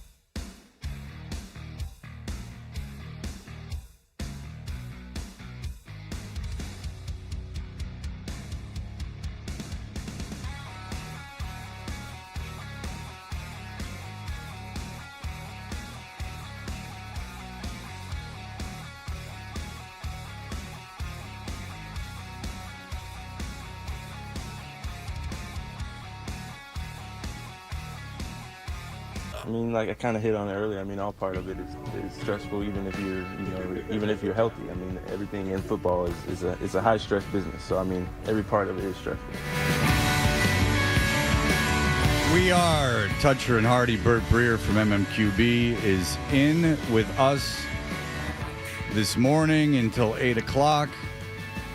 I'll tell you, every time I hear that ad for the broadcast of the game on 98.5, the sports of the Patriots Steelers, I think of how I will be driving back from Storrs, Connecticut at the kickoff of that game. How far is Storrs, Connecticut? How long is that going to take me? Hour and a half. Hour and a half, hour 45 in there. It's right off 84 South. No, it might be less than that. It's actually... Is it before Hartford or after? It's before. It's before Hartford. No, it's way before Hartford. Yeah, it's like halfway between the border and Hartford. It's off. You take, the middle of nowhere. 90 West, 84 South. And is that how you get to Hartford, though? Yes. Oh, so we went to Hartford. Yes, it's before Hartford. It's about 20 minutes, 20 minutes north. It's in the middle of nowhere. Yeah, really, legit. You'll go off and it's like, well, it's probably a beautiful country. How the hell did Jim Calhoun recruit all these people to this place? It's a beautiful country, I would imagine. I'll get a slice of wilderness. That's right. What's going to be good is leaving at 7:30 in the morning. Piece of Americana. Yeah. Get up at 7:30 in the morning or leave at 7:30 in the morning on a Sunday. Yep. Drive out to Storrs, Connecticut. Why not? But it seems like it would be further. It's not. Yeah. So I enjoy it. It's like the type of place, if you're driving through the Midwest, like there would be a Bob Evans or a Cracker Barrel. Like off used to be a Bob Evans in Farmington Hills. I was a huge fan of Bob Evans. I never went into it one time. I had friends that worked at it, but I never went into it. Great breakfast at Bob Evans back in the day. Well, they had the Jimmy Dean sausage or Bob Evans sausage. All right. What is the league saying about Drake Maye? I don't think it's changed much. Obviously it didn't look as good week one. He looked awesome last week, and I think they did a lot to help him. More movement stuff for sure. And they got, I think they gave him a little bit, you could see a little bit more of a green light to use his athleticism. But the big thing was, to me, it looked like he was playing on time. The ball was out, and I think that's such a huge key with a young quarterback. And I think it shows that he's got confidence in what he's doing.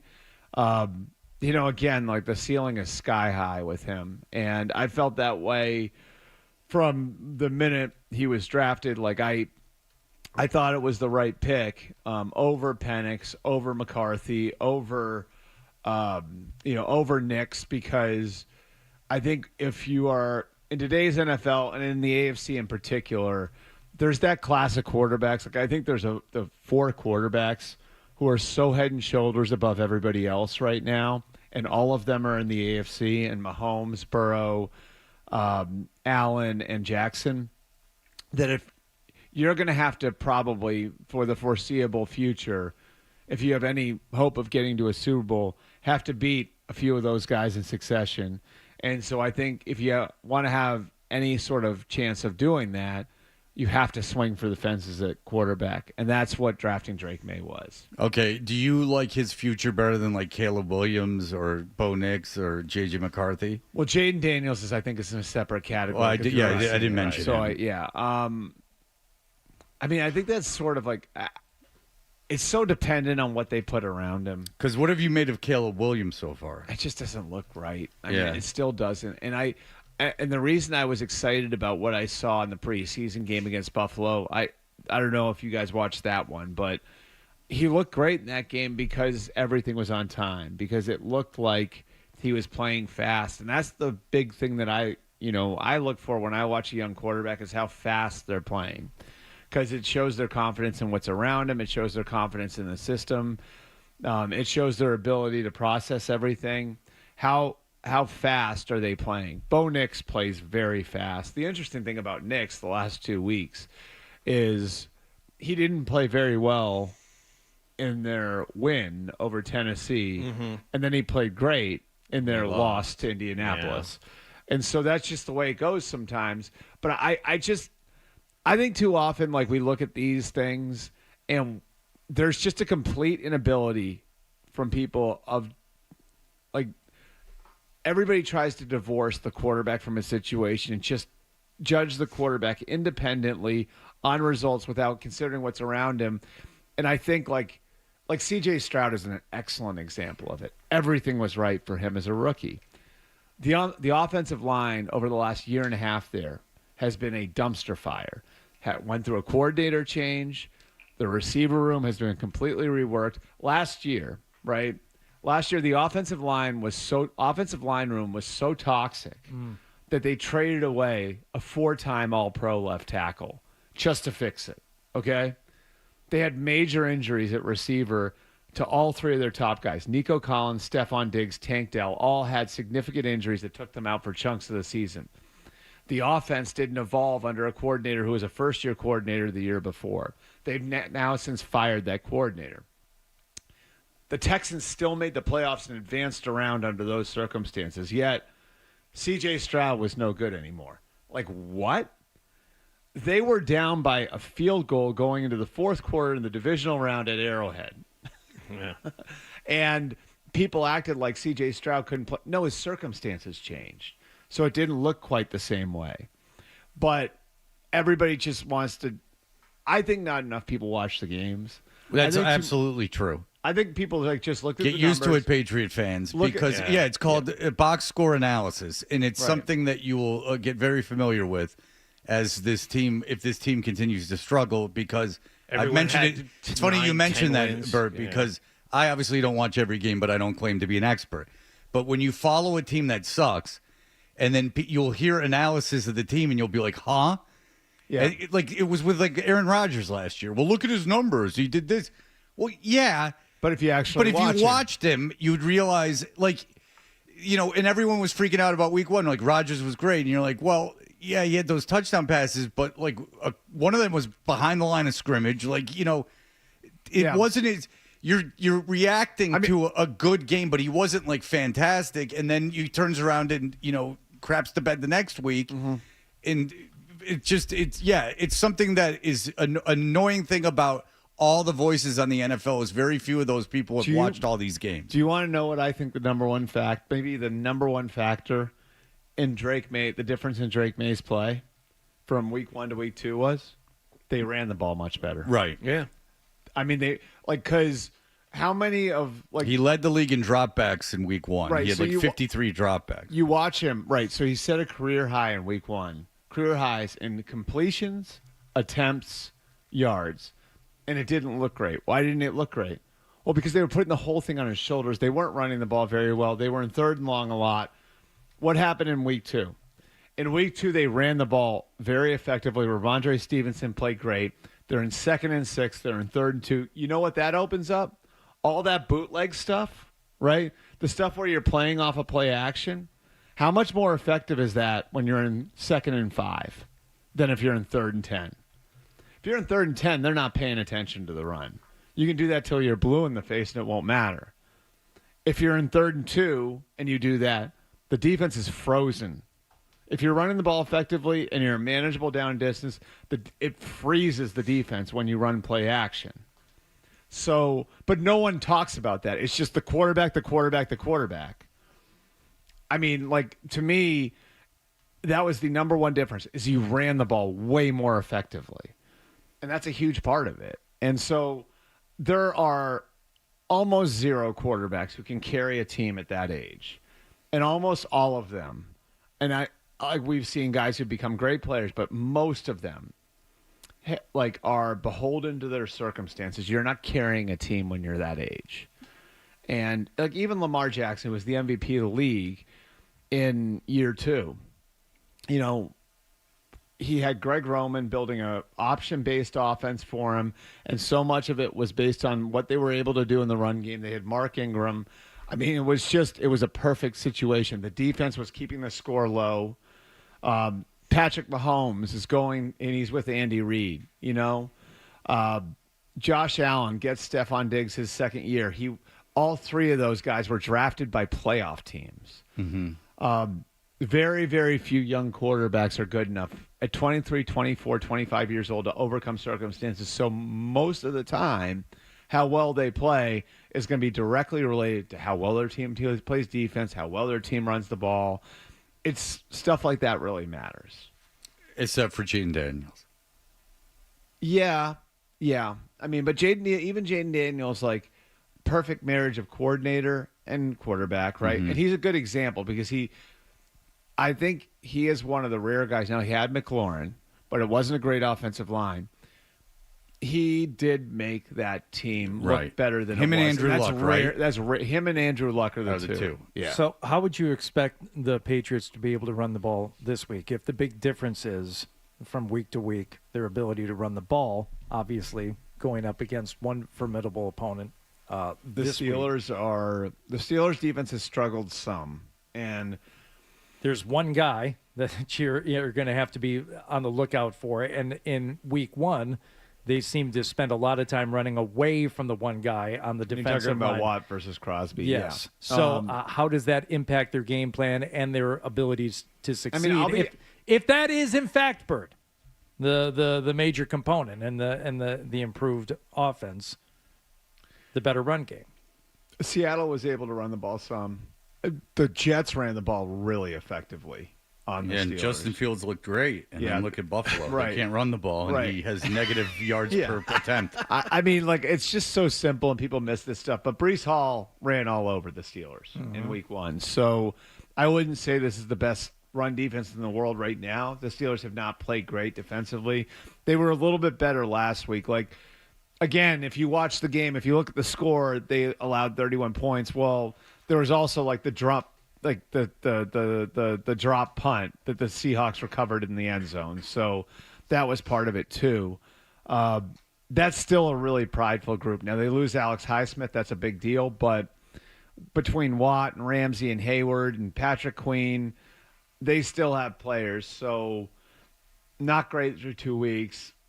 I think it's fair to expect them to play a little bit better this week. All right. Well, we will be back. It's very exciting for the Patriot fans. This is what you wanted. Drake Maye, win or lose, looks like a real NFL quarterback, which I can't tell you how difficult that is to find. It's very, very difficult. So we will have more of this coming up. Here are the headlines. Sports Hub headlines, presented by Celsius Energy.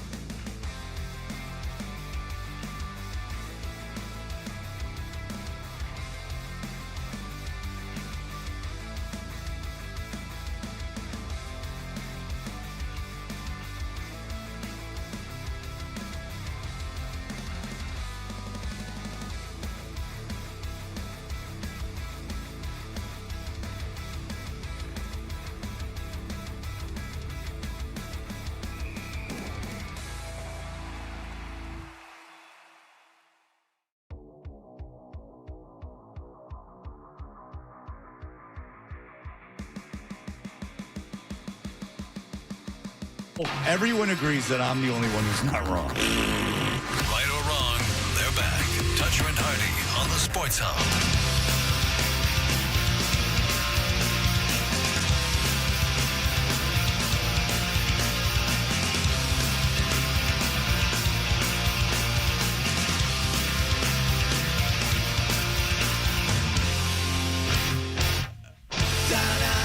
Hey, we are Toucher and Hardy. Bert Breer is in with us as we get into Pittsburgh coming to town with Aaron Rodgers. It's a real Sophie's choice. Aaron Rodgers or the New England Patriots? Who do you? I mean, it's very difficult. As a Jet fan, that is tough. It's not so tough. I have to. Are you actively rooting against Aaron Rodgers? Yes, absolutely. Yeah. No. And I don't dislike the Steelers. I just am actively rooting against them. Yes. I wanted to ask Bert, because we've talked about this during the week. What do you feel the temperature is in Pittsburgh? Because Mike Tomlin has been forever 9-7, 9-8, and if Aaron Rodgers sinks this team like you sunk the Jets last year, is this the year that Mike Tomlin finally pays for it and they let him go after this year? I have a hard time seeing them fire him, but I could see a couple things happening.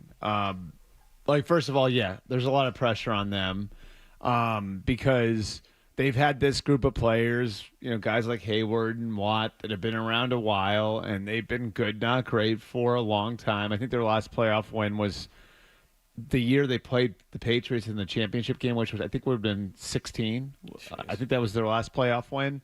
So they've been right there all the time. But are they really that close to Kansas City, Baltimore, Buffalo? And I would actually applaud what they did in going and getting Rodgers, because it was basically they looked at the idea of bringing back Fields, and they wanted to continue working with Justin. Russell Wilson they were done with after last year. But the whole idea was, all right, we can keep working with Fields and maybe bring in competition for him, and then what are we going to hit, a double? Or we can just swing for the fences because we probably only have one more shot with this group of players, and if it works, it works. If it doesn't, it doesn't. Either way, in the next year or two, we're retooling the whole thing anyway. So let's just take that swing. And I actually think Matthew Stafford was part of the equation for them too when they were talking about all of this. And so, I applaud that, because it's what are you going to do? You're either going to tear the whole thing down to the studs now, or you weren't going to be quite good enough. So I applaud the swing for the fences. So I think one or two things happen. Either they win big and great, and then I think they rework the roster, with Tomlin and Omar Khan and all those guys running it. If it doesn't work, I think in a certain way this thing probably takes care of itself naturally in time, where it's you either are going to sit down with Mike and have the conversation, has this run its course? Next year would be his 20th year as the Steelers coach, which is crazy to think about. But next year will be year 20. He's been there now for, I believe it's 5 years longer than Bill Cowher was there, which is insane. How long was about. Chuck Noll the head coach? So Chuck Noll was the coach for longer than that, because Chuck Noll I think was 68 to 92. 68 through the 70s, through the 80s, and into the 90s. Okay. Yeah, I think it was actually maybe I'm 3 bricks shy of a roll. Cowher was 92 to 06. So Tomlin's now 4 years past that. Wow.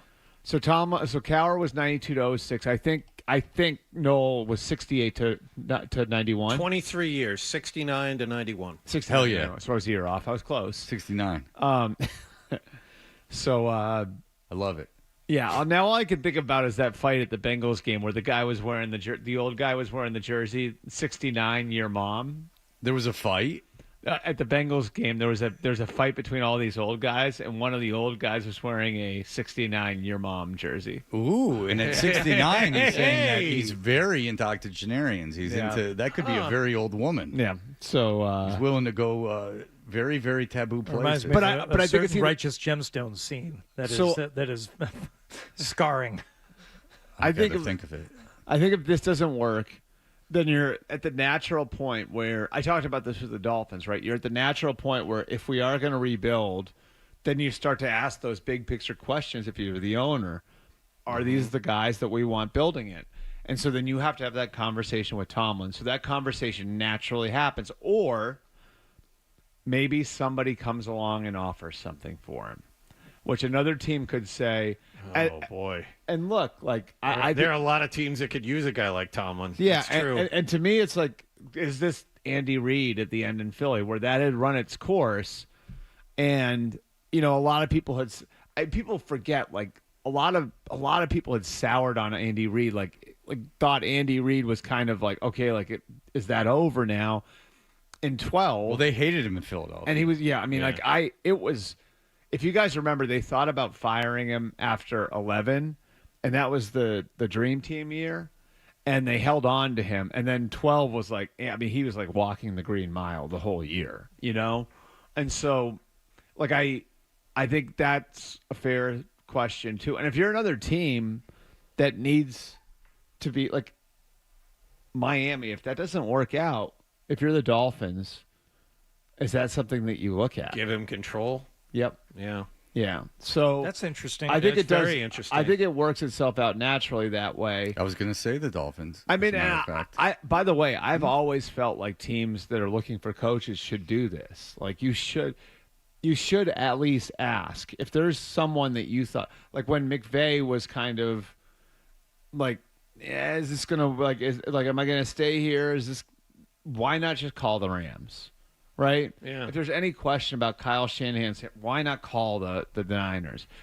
Like Stefanski, who I think is a really competent head coach, and things have gotten kind of weird in Cleveland. If you were another team, would you call and offer a draft pick for Stefanski? Like, I don't think any of us would argue it'd be worth a draft pick to get a great coach, right? It wasn't for the Patriots. I mean, when they got Belichick, they way overspent. I got one Burt Blast question for you. Let's go. Let's do it. All right, we don't have to do the whole thing. Who wins the Monday night game? Lions, Baltimore. Ravens.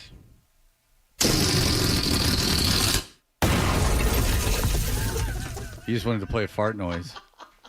Well, ask him something else you don't like the answer to. Who should be fired next? What prominent media personality should be fired next? Now that we're doing it, who should the government pick next to fire? That should be the next one. Well, that's quite a bird blast. That's a long conversation. We got to play I don't know if you guys noise. want to have the FCC conversation with me. I've gotten myself in hot water on this program too. I have got myself in hot water in this program in the past. On this program? Yeah. With the Tebow thing? I was very honest about my departure from NFL Network with headlines. Do you guys remember that? No, I don't. Some people on Park Avenue still might not like that. Well, one. you were here Might for not the like that Tebow very thing. much. I stand by it, huh? Yeah, absolutely. Any thoughts on Tebow? On Tebow? Oh, Jesus Christ. That one flew over my head. I don't know why Tebow just came up. All right. Bert, thank you so much. Thanks, guys. MMQB is where you can read him. We will be back in just a moment. Our friend Joe Murray is doing God's work at night, and we have audio of it in just a moment. Speak. You're listening to Toucher and Hardy on the Sports Hub.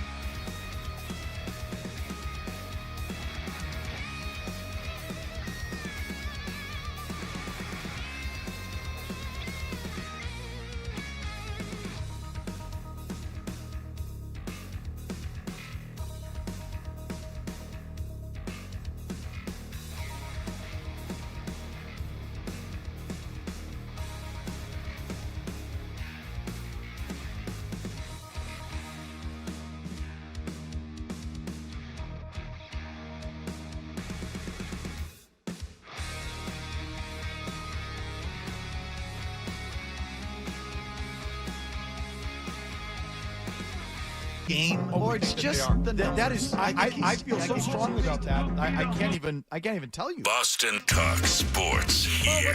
What do we got? Sports. And now back to Toucher and Hardy on the Sports Hub. A lot of food. Oh my God. The good food that I had. Oh. Super.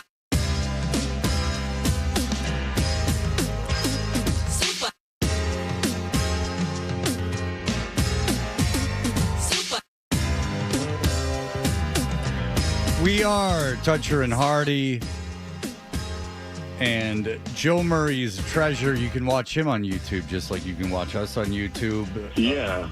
Subscribe to 98.5 The Sports Hub on YouTube, and you can watch him take phone calls. Joe is on at night, and Joe is the perfect night host because he, again, I will tell the story, is I was in a detox facility, and I heard a big boisterous guy who said he was from like Hyde Park or something. And I said to him, I'm like, do you know Joe Murray? He was like, oh, Joe, yeah, he's a big radio guy now. Like, he knew Joe Murray. Joe knows everyone. And Boston is but a community, and he is South Shore, North Shore, Metro West. He is everywhere. Even up into New Hampshire, some have claimed. And Joe last night took a phone call. It's long. So do you know the I'm going to tell you right now. The length of the phone call. Ryan gave me the dossier on it. Okay. This is cut down from what it originally Yeah, Ryan, was. how long was it originally? It was 7 minutes long. A 7-minute phone call from a listener. Joe had a 7-minute phone call from a listener. Oh, Joe's great. 7 minutes is an eternity. He's the best.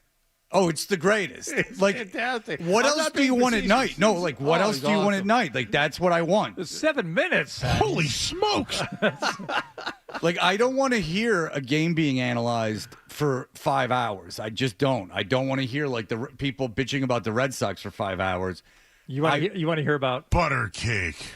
Part of the... This is true. When it's dark outside and you're driving and you're, like, alone, there is something that live radio brings to you. I truly believe this is true, is that you are not alone. No, there is someone else awake. It's a very personal medium. And they are talking. You don't get that from an audiobook or a podcast. And I listen to audiobooks all the time when I walk my dog. They have their place. But at night, when you are alone, when I was a kid, I never listened to the radio. I liked Howard Stern's TV show, but I never listened to the radio. But at night, during the day or in the mornings, I never listened to the radio. But at night, I would turn the radio on, and it was like having like a friend. And it sounds sad, but life is inherently sad. And so here we are. It's periods of pain broken up by momentary moments of contentment. But here we are. Joe Murray, last night, doing yeoman's work in bringing this country together. A friend is on the line right now. His name is Beard Joe. He's in Medford. Hi, Joe. Beard Joe. Yeah.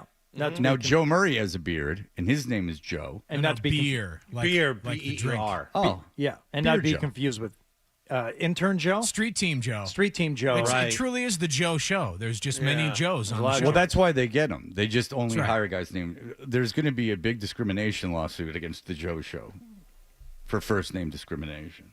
Many, many Teds out there want their place. A friend is on the line right now. His name is Beard Joe. He's in Medford. Hi, Joe. Yo, what's up, Joe? How we doing? How you doing tonight? Good, man. Just calling in to say, hey, man, happy half birthday last Saturday. Yeah, happy half birthday. And now a lot of people would go, this isn't going anywhere. But some would say, but it's stick around a while. It's timely and it's important. Number one, it's a half birthday, and number two, it's 4 or 5 days late. Yeah. But happy belated half birthday. Why do we have to just narrow our birthday scope to one day, our birthday, the day of our birth, when every day we are living and celebrating our birth? Joe continues. I know it's a big day for you. Oh, that's right. You and I share a half birthday. Well, then you share birthday. I know. Also. I was just going to say Using simple math, that means. Another way of saying that is we share a birthday. Can you call up the Shameless podcast and know their Will Arnett's half birthday and talk to him? No. And know that you share it with them? No, and you can't do and that. communicate with him that it's your half birthday? Nope. I'd argue this is a service to the community. This is a man who could be doing God knows what out there, Beer Joe. He could be, if he didn't have this outlet, who knows what he would be doing. No, we don't share a half birthday. We share a first and middle name. That's about it. Oh, we don't share the same birthday. No, we share the same first and middle name. So That's about it. But okay, I got confused. Joe, last week I went to a dispensary. Did you know that? yeah, Yeah, he knew that. Did you know that? Yeah. yeah. You're gonna just hang out for a while. This is an ultimate standoff. This is a real standoff. Joe on the air is asking Joe the caller.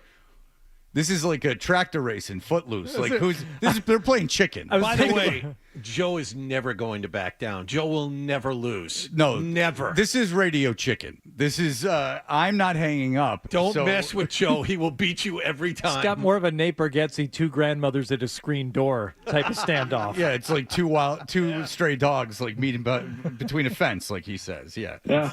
Yeah. It's like, huh, you're here too. Oh, you're a dog too. My granddaughter here. Yeah. I have 3 grandsons. Oh, what are their names? Here we are. Yeah. Both running out of time.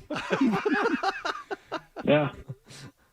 So this is a standoff. This Yeah. is a good old-fashioned OK Corral situation. Joe, last week I went to a dispensary. Did you know that? Yeah. You did? Okay. Did you ever go to Good Times growing up? No.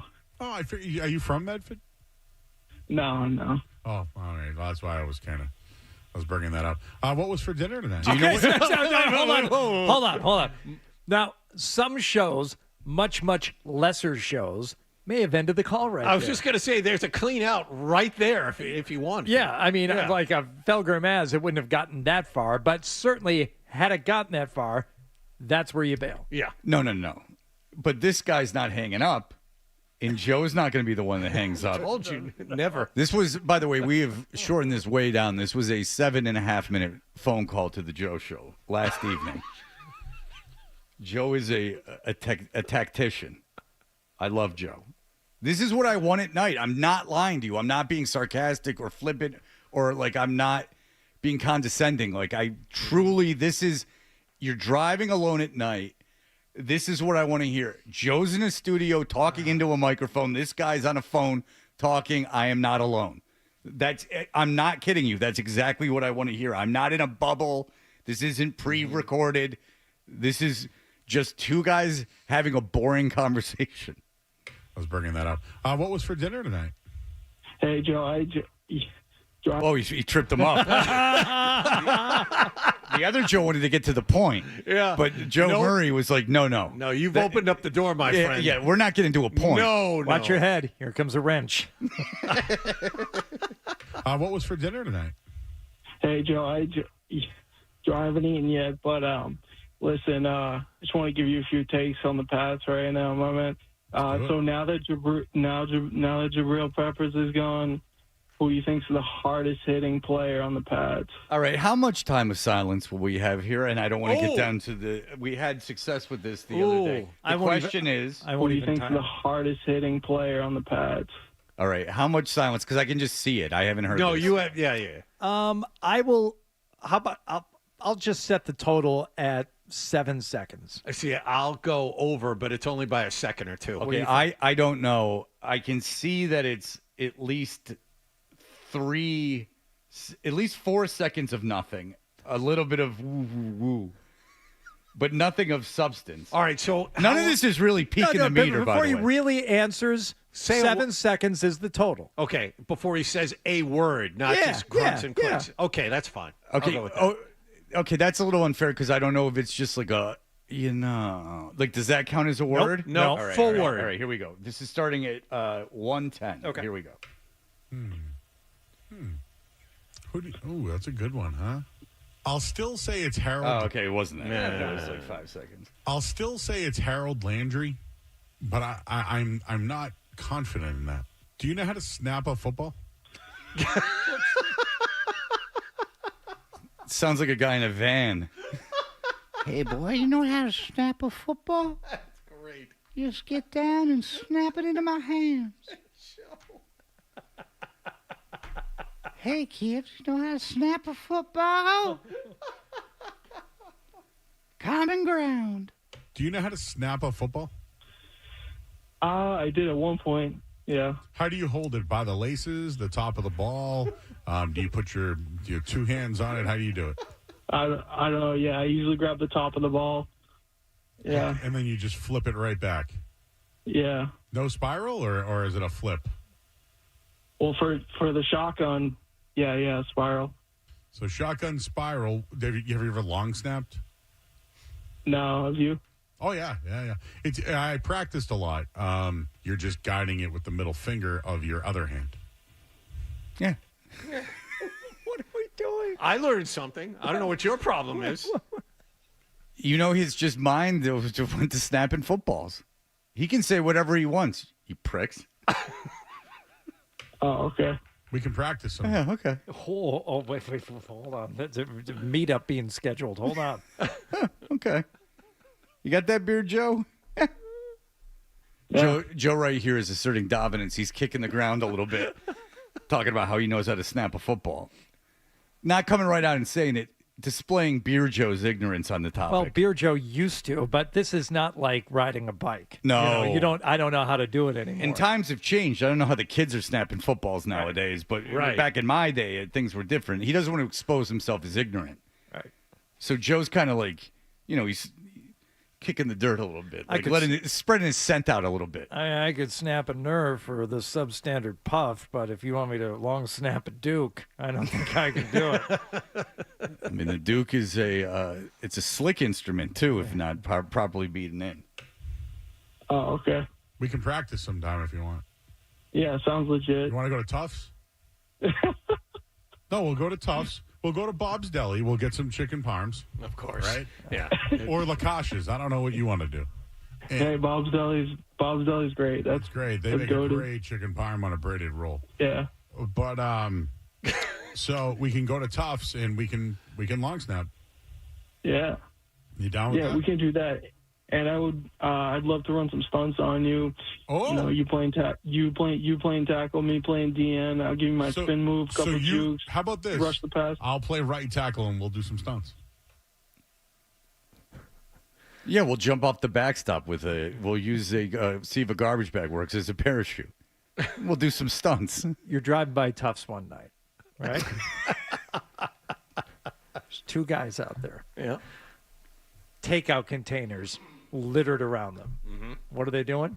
Running stunts. Stunts. Yeah. Yeah.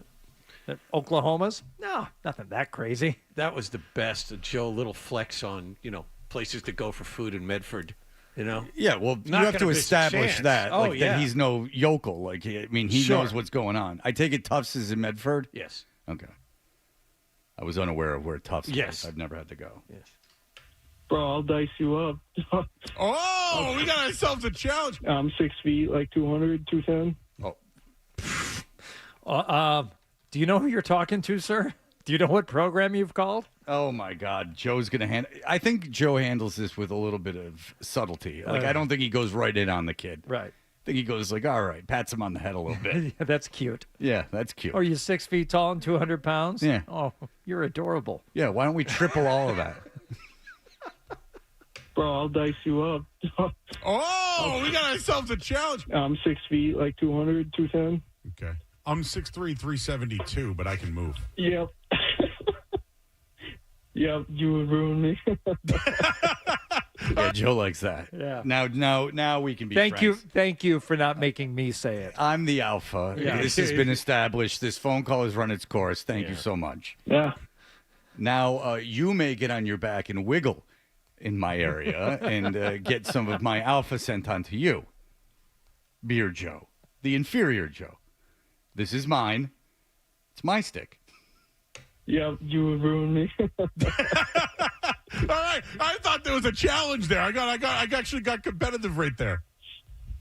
Yeah, Joe. No, look, I just want to. Yeah, now the guy's wrapping it up. Beer Joe is lost. It's time for him to wrap up the phone call. Yeah, no. All right, man. I gotta let you go. If I'm talking to a friend and they're like, "Yeah, man," I'm like, "Oh Jesus!" Like I am I like went that. on too long. I'm like, "Oh boy, this guy's sick of me."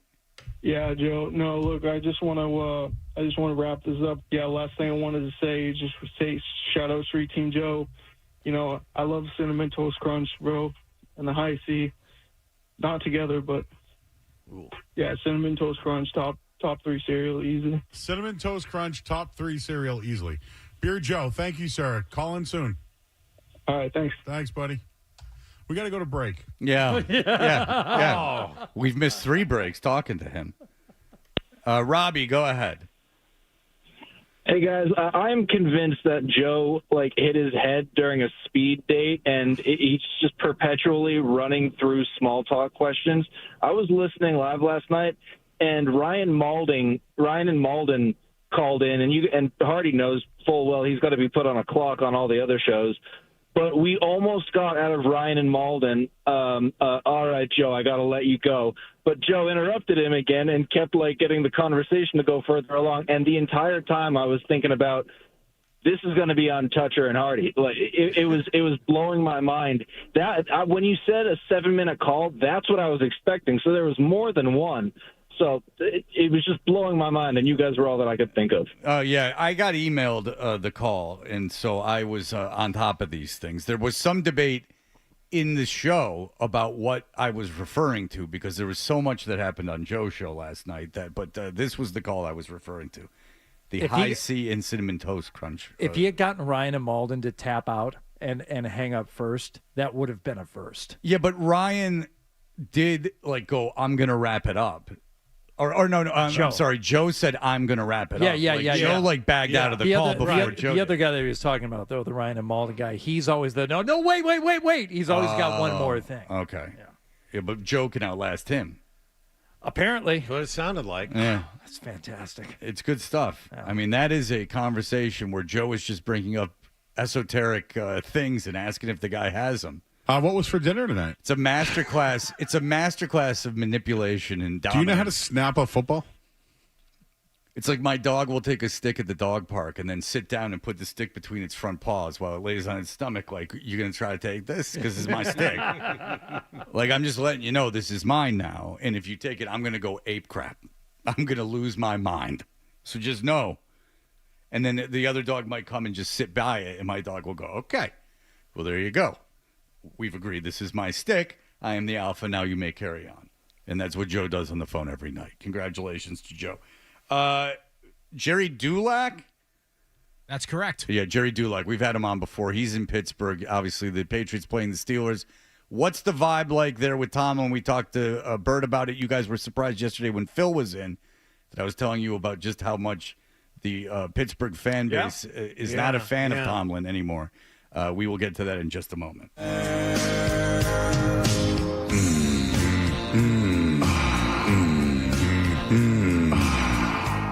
And then he...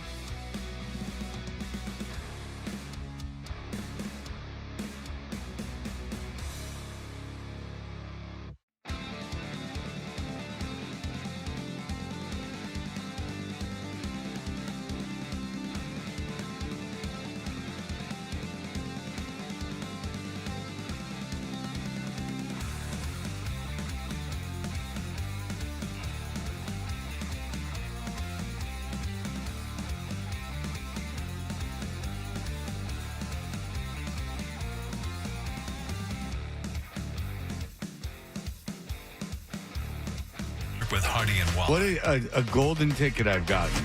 There you have it. Toucher and Hardy resumes on the Sports Show. Like I said, it's been tough just having to watch, but I'm excited to get out. We are Toucher and Hardy. Gary Dulac covers the Steelers for the Pittsburgh Post-Gazette. Jerry, I'm sorry, I said Gary. Jerry, hey, thanks for joining us.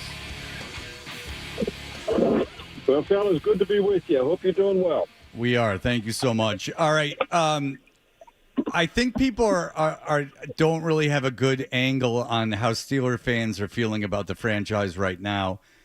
You know, from a distance, it seems like it's so consistent. They never have losing seasons. They're always in the playoffs.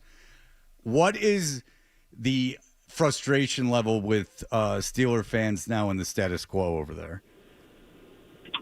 Well, the frustration is that, you mentioned their playoff appearances 4 times in the last 5 years. I think it's 5 of the last 7.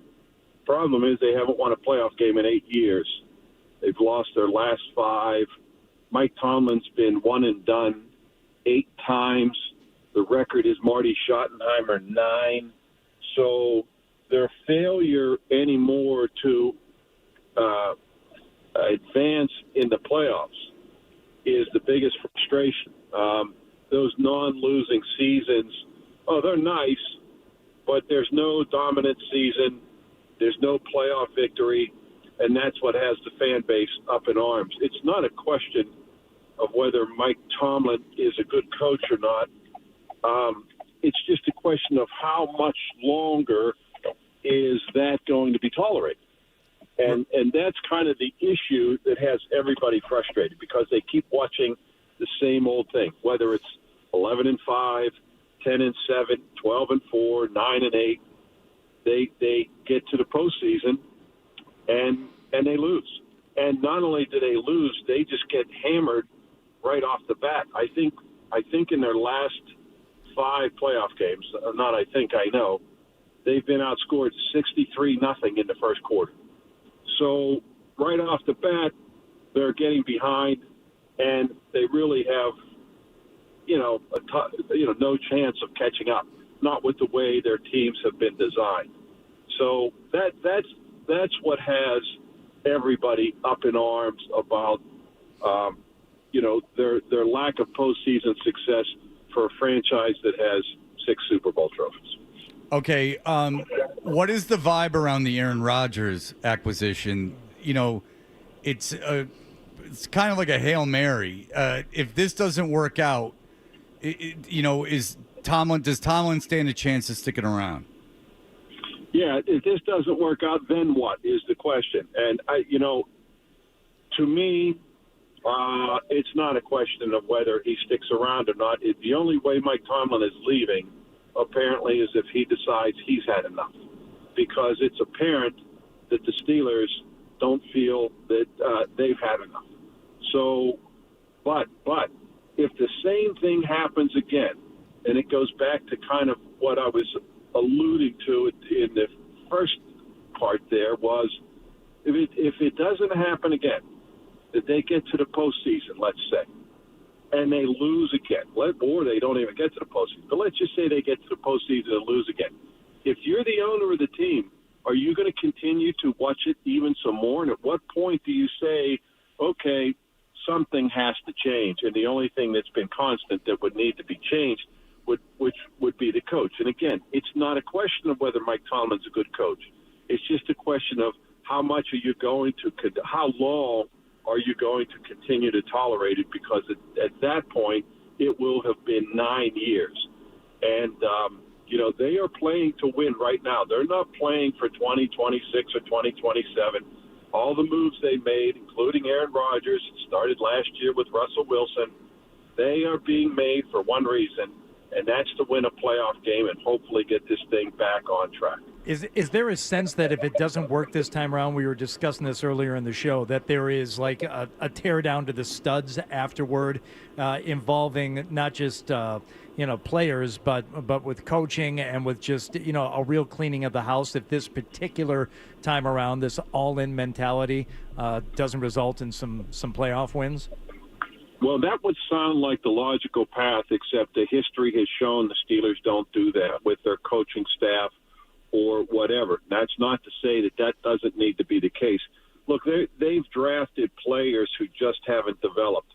And so not everybody, but in certain areas. And they have to take a hard look at why those players aren't developing and what's the reason for it. And the Steelers, they've never had a house cleaning in their history as long as I've been around them, certainly since the 1970s. And I wouldn't anticipate that again. But when you look at their roster and what they've done, they brought in a lot of 30-something players, some on a one-year deal. Aaron Rodgers, Darius Slay, they're paying a lot of money to Jalen Ramsey, who's in his 30s. Jonnu Smith, another guy they brought in his 30s. Cam Hayward will be 37 next year. And he wants a new contract. They just gave T.J. Watt a big deal again, and he's 31. But I don't think T.J.'s best days are behind him, but he's into his 30s. And so you start to look then and wonder, okay, is this just – if it doesn't work out, the roster's going to change because they're not going to continue to pay guys, that much money to either miss the playoffs or, once again, don't win a playoff game. They have 5 defensive starters who count more $17.5 million or more. The next closest team is Green Bay. They have 3, and every other team in the league has 2. The Steelers have 5. They've invested a lot of money in their defense, and they haven't gotten the return on that investment nearly what they either would have liked or thought they would. Okay, this season so far, I saw week 1 with the Steelers. I saw them play the Jets. Their defense has been surprisingly soft. What have you thought of why is that happening? What's going on in Pittsburgh? Well, that's a good question, and that's exactly right. They're getting moved. Last year in the playoff loss to Baltimore, and of course, a division team, and the Ravens ran like 2 weeks earlier for like 220 yards. Well, the Ravens just mauled them in the playoff game, pushed them around, overwhelmed them, rushed for 299 yards, and the Steelers committed their offseason to trying to fix that. Drafting 2 defensive linemen, one on the first round, Derek Harmon, drafting a big outside linebacker, Jack Sawyer, bringing in Jalen Ramsey, even signing a guy like DK Metcalf. The point being, they wanted to get bigger and more physical. And so that was the whole focus of the offseason. And then to come in the first 2 games and their run defense looked much like it did last year was disappointing, to say the least. And soft is a good word, and maybe that's because they have so many new players back there. It's only been 2 games. A lot of them didn't play in the preseason, and maybe they're just trying to feel their way, get comfortable with each other, learn the defense. I'm willing to give them a little bit of a pass. It's only 2 games with a lot of new players, a lot of new faces. And so that could be the reason. Nonetheless, they did not come out looking like a fierce defense in the first couple of games. They've looked just the opposite. Is there any urgency to winning this game this weekend? I mean, I'm looking ahead at the schedule. Minnesota, Green Bay, Indianapolis, the Chargers, all of these teams are either strong or off to good starts. So is there an urgency? Is this a must-win for the Steelers this weekend? Well, it's too early in the season to say a must-win, but I will say this. When you have a lot of new players,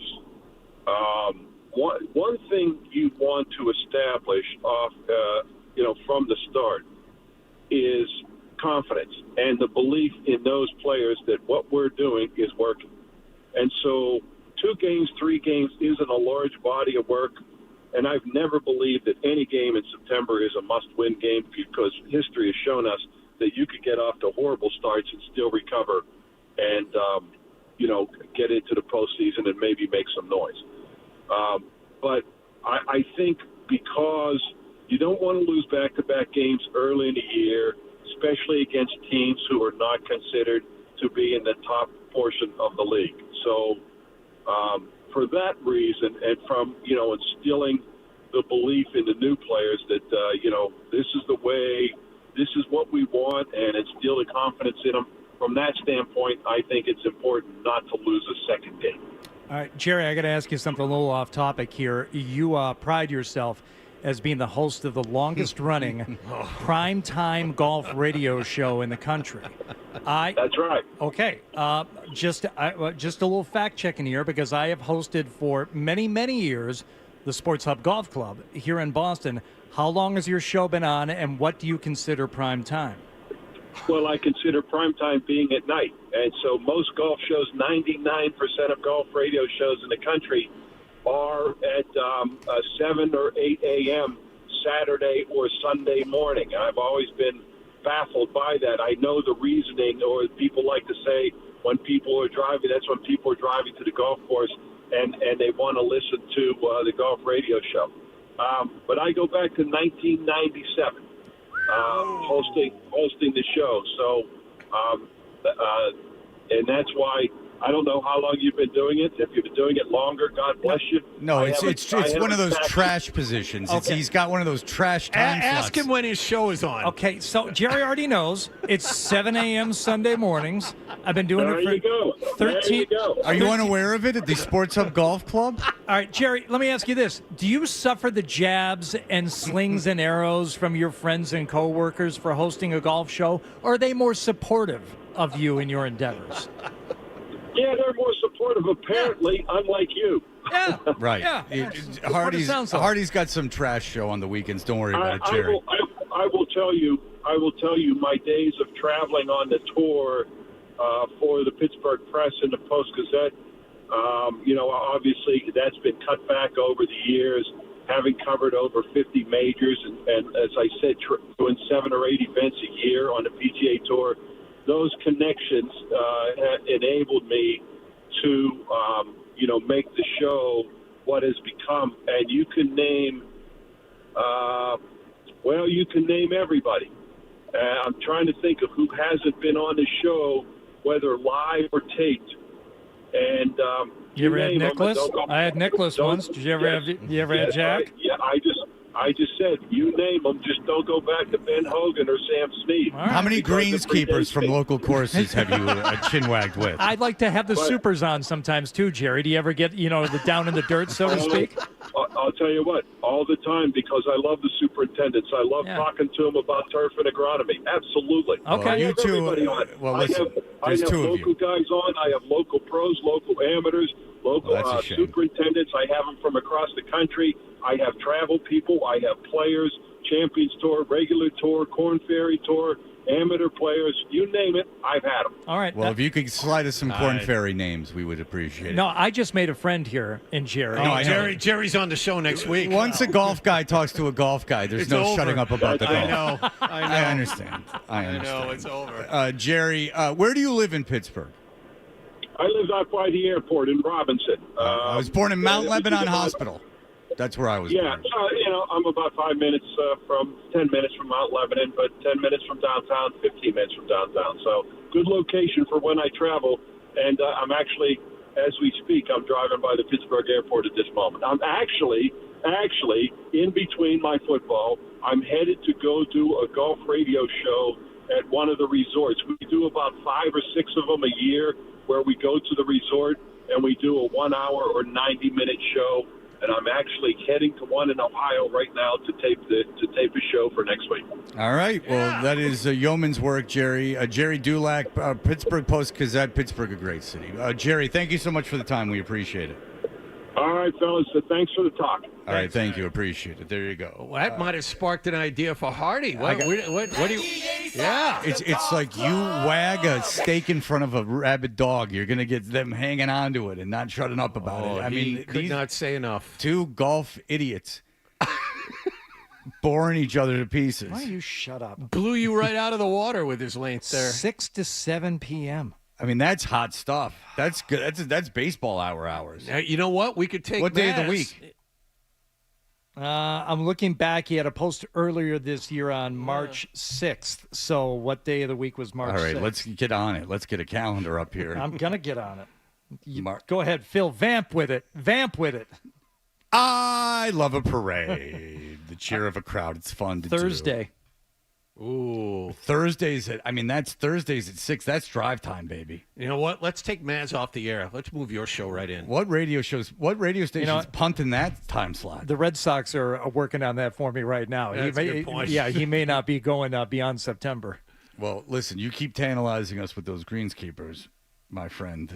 Jerry gets it. That's all I need. Yeah, Jerry gets it. He's going to a resort out there in Ohio. Yeah. One of those majestic Ohio resorts. They're very nice resorts and golf destinations in Ohio. Findlay, Ohio is Muirfield, Hawaii dummy. of the Midwest. You don't even know.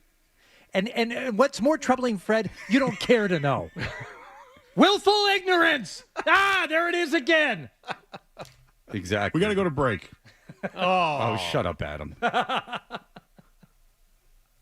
Adam loves to go to a break when he's not interested in the conversation. When he's interested in the conversation, like at 6. Wait, I take that back. Henry Rollins is on the phone again. All right, exactly. You want to go late for Henry Rollins and the FCC talk. That you liked. This you don't like, so you want us to go to break. You're just like everyone. You're for something until you're not, until it butts up against your agenda. Very good, Adam. All right, we'll be back in just a moment. Hear the headlines. Sports Hub presented by Celsius Energy Drinks. Red Sox lost yesterday 5-3 to the Athletics at Fenway Park, and now their lead on Cleveland for the final playoff spot in the American League is down to a game and a half. Sox have 9 games left. Garrett Crochet will start against the Rays in Tampa tonight. 37-year-old L.A. Dodgers lefty Clayton Kershaw announced yesterday he's going to retire at the end of the current season. Patriots had everyone on the field at practice yesterday. They'll host Pittsburgh on Sunday. Christian Gonzalez listed as limited for his second straight day. And another NFL news, Buffalo got 3 touchdown passes from Josh Allen. They improved to 3-0, care of a 31-21 home win over Miami. Sports Hub headlines are brought to you by Veterinary Urgent Care Center. With 8 locations in Massachusetts and Rhode Island, VUCC offers compassionate, convenient, high-quality care 7 days a week. Walk in or book an appointment at veturgentcare.com. Veterinary Urgent Care Center, urgent care for your pet's urgent needs. I'm John Wallach on Boston's Home for Sports, 98.5 The Sports Hub. Your next update at 9 o'clock. You're listening.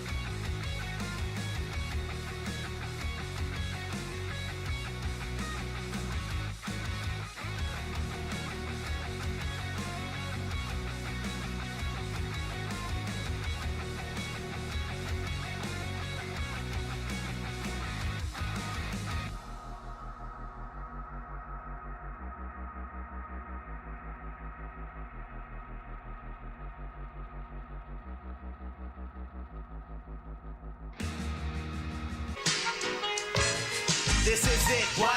Lucini pouring from the sky. Hey, we're Toucher and Hardy. Kendra is coming in at 9 o'clock as it is football season, and she is here. Will be here very shortly. She says she got a dating app from someone that needs, she wants to go into this side business of polishing up dating apps. Oh, okay. She did yours last week, correct? So. Well, I mean, you were there. I mean, I didn't, meet with her after the show. No, I'm kind of leading into it, yes. Right. And since she's been on my dating app, I'll tell you this. I'm swimming in it. I mean, it made all the difference in the world. Just can't keep up with the requests and the swipes and the likes. I mean, 2-3 dates a day. I'm running out. Oh, yeah. Yeah.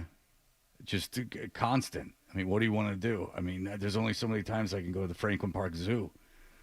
That's best first date place in the world. You took her to the zoo? Yeah, take every girl to the zoo. Okay. I got to pass. What other guy take him to the zoo? And I know all about the animals. Uh-huh. Yeah, so I'll go in there and I'll educate you. And I'll go, oh, this is, I see you've met Carl. He's a baby giraffe. There's a giraffe calf at the Franklin Park Yeah, I Zoo. saw that. Yeah, I know. I'm there every day. And I say, oh, look at the scat here. This is, you can see what they've been eating. And I have a little laminated sheet of the different kinds of scat. Now, are the free-roaming peacocks, do they know you by now and they'll actually approach you? It's a little parlor trick I do. A little seed in the pocket gets a friend and a lady in the palm of your hand. I have a seed in my left hand and their heart in the palm of my right. Nice. You understand what I'm saying? I do. Yeah, I go in there and I'm like, and they're like, I don't know about the zoo. And I'm like, shut up. You come to the zoo. Pipe down. You'll love it. And they go, I don't want to go. I go, you'll do what I say. You come to the zoo. And they're like, okay. Now they're intrigued. They're like, why do we got to go to the zoo? And I go, never mind you. Now, learn to keep quiet. I'm the master here. Do you do a tactical, strategic stroll by that nice playground they have at the Franklin Park Zoo and make some cute commentary on the kids to show that you're a loving father? Yeah. No, I talk solely about the animals. This is why we're there. I find that to be an unnecessary distraction. And if you're at a zoo, I thought you go it there might for the appeal zoo. to a certain part of the lady's psyche to show that you have a nurturing side. I think that my knowledge of the animals is all I need. All about the animals. Yes. And then I'll see, my friend Ken Watts, who, of course, feeds the birds. And I will go in there and I'll be like, Ken, and he'll be like, oh, Fred. He's like, you guys want to, hey, come around back. I'll go, okay. And he'll let me in the bird. Is there a bird sanctuary there? He'll let me in the bird sanctuary. Do you steer all conversation back toward animals? Like, let's say, let or me making play, a device to lure them. Let me play the role of the woman here who you've taken on a date at the Franklin Park Zoo. Okay. Oh, that's so cute. You know what that reminds me of? That Matt Damon movie. It's 2:15. What we're doing is we got to go to the bird sanctuary. Now, I've made some popsicles where I've made flour from water. I've made, paste from water and flour. And suet. And I've put seed on them. Now, what you will do is you will take this popsicle stick. Not now. When we get in there. I'm so hungry. Are we going to have lunch afterward? This is making me hungry. It's just all this talk of food. Do you want to have lunch or dinner later? I want you to look at the birds. Why can't you be present? Why is it so difficult for you to just be present and enjoy? Why can't you enjoy this more? Geez, we've just met. Come on. You're driving me crazy. So I assume you're walking, not to the pace I like. Can you please try to mimic my stride? We have places to go. You're falling behind or walking ahead. Can't you see? Can't you mimic my stride, woman? I'm the alpha, damn it. Yes. I'm the man. And this is the zoo. My zoo. Will you buy me something in the gift shop? Depends if it's 2-for-1 Tuesdays. Because if I get something for myself and they throw something else in, then you may have what's left. Yeah. You understand? Now, if you're lucky, I'll give you a non-laminated scat sheet. One that you could fold. Don't fold it. If you fold it, you won't be able to correctly identify what's in the scat. You're folding the image, and you're sullying the image by folding it. And the women love it. They love it. They love it. Because I used to just take them. I used to just take them to the banks of the Charles River, regardless of condition. Right. In the rain, and I'd be like, romantic? Did you bring This is my town. Is there a blanket that we can lay on? I'll go, no, there's perfect. We're standing, first of all. We're grounding ourselves. Take your shoes off and prove yourselves. What? Yeah. Well, yeah. What? All right. I've never been to the Franklin Park Zoo, so I'm just joshing you. You're missing out. You were all kidding all this time? Yeah. Oh. Yeah, that was a big goof by me. Damn. I was pulling the wool over your guys' eyes. My dates are awesome. I go out and I say, I razzmatazz Oh, really? Oh, yeah, Seaport, the whole nine. Woo. Yeah, anything you want, honey. I usually bring jewelry, and I just go, like me, please, with a note that says, would you like me?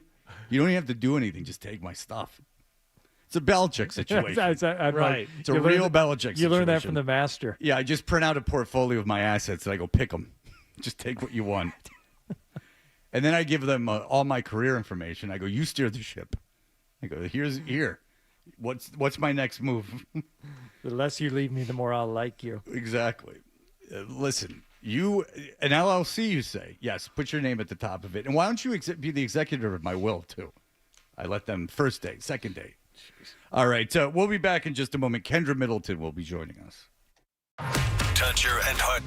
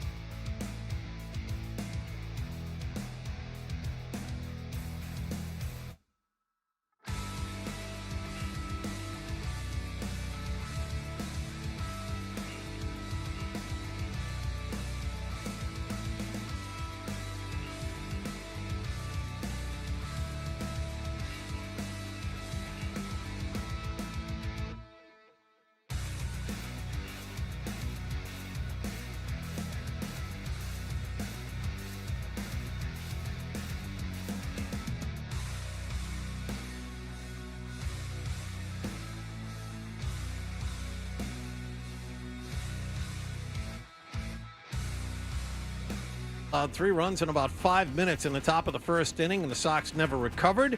As a result, Alex Cora's team is now only a game and a half ahead of Cleveland for the final playoff spot in the American League with 9 games still to play. We spend a lot of time away from the field together as a team, and we have our conversations, whether it's in a group setting or individually, and we meet every day with the hitters and, team-wise too. So it's something that has to come organically, so it's something that won't be forced, that's for sure. That is Trevor's story. He homered in the loss. The Sox lead on Cleveland is now a game and a half for the final playoff spot in the American League with 9 to go. Garrett Crochet pitches in Tampa tonight against the Rays. In other baseball news, future Hall of Fame Dodgers lefty Clayton Kershaw retired yesterday. That's effective at the end of the season. Patriots had perfect attendance at practice yesterday. Christian Gonzalez limited for a second straight afternoon. Keon White, a full participant after missing Wednesday. Patriots' next game is at home on Sunday against Pittsburgh. And Buffalo held off Miami last night 31-21 to improve to 3-0. Sports Hub headlines are brought to you by 128 Plumbing, Heating, Cooling, and Electric, the company that finishes every job strong. If your home or business has a plumbing, HVAC, electrical, or drain issue that can't wait, you have to call 128 now at 888-CALL-128. I'm John Wallach on Boston's Home for Sports, 98.5 The Sports Hub. Your next update at 9:30. To us, Boston pride runs deep. I'm a Bostonian! This is Boston's Home for Sports. Bow, bow, bow! 98.5 The Sports Hub. When it comes to the show, Hardy thinks the same way you do. Nothing happened. He's got the same questions. Where is the story? And the same opinions. Boring. And he's back with Fred on the Sports Hub.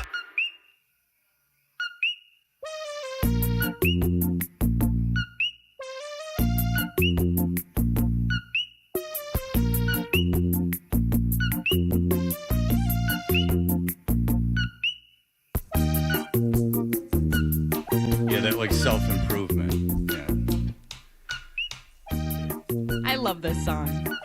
You really do. It's so a fun good. song. Now, if you don't know this song, we are Toucher and Hardy. Kendra Middleton's here. You can watch us on YouTube. If you're hearing this on podcast, you can watch a video of this.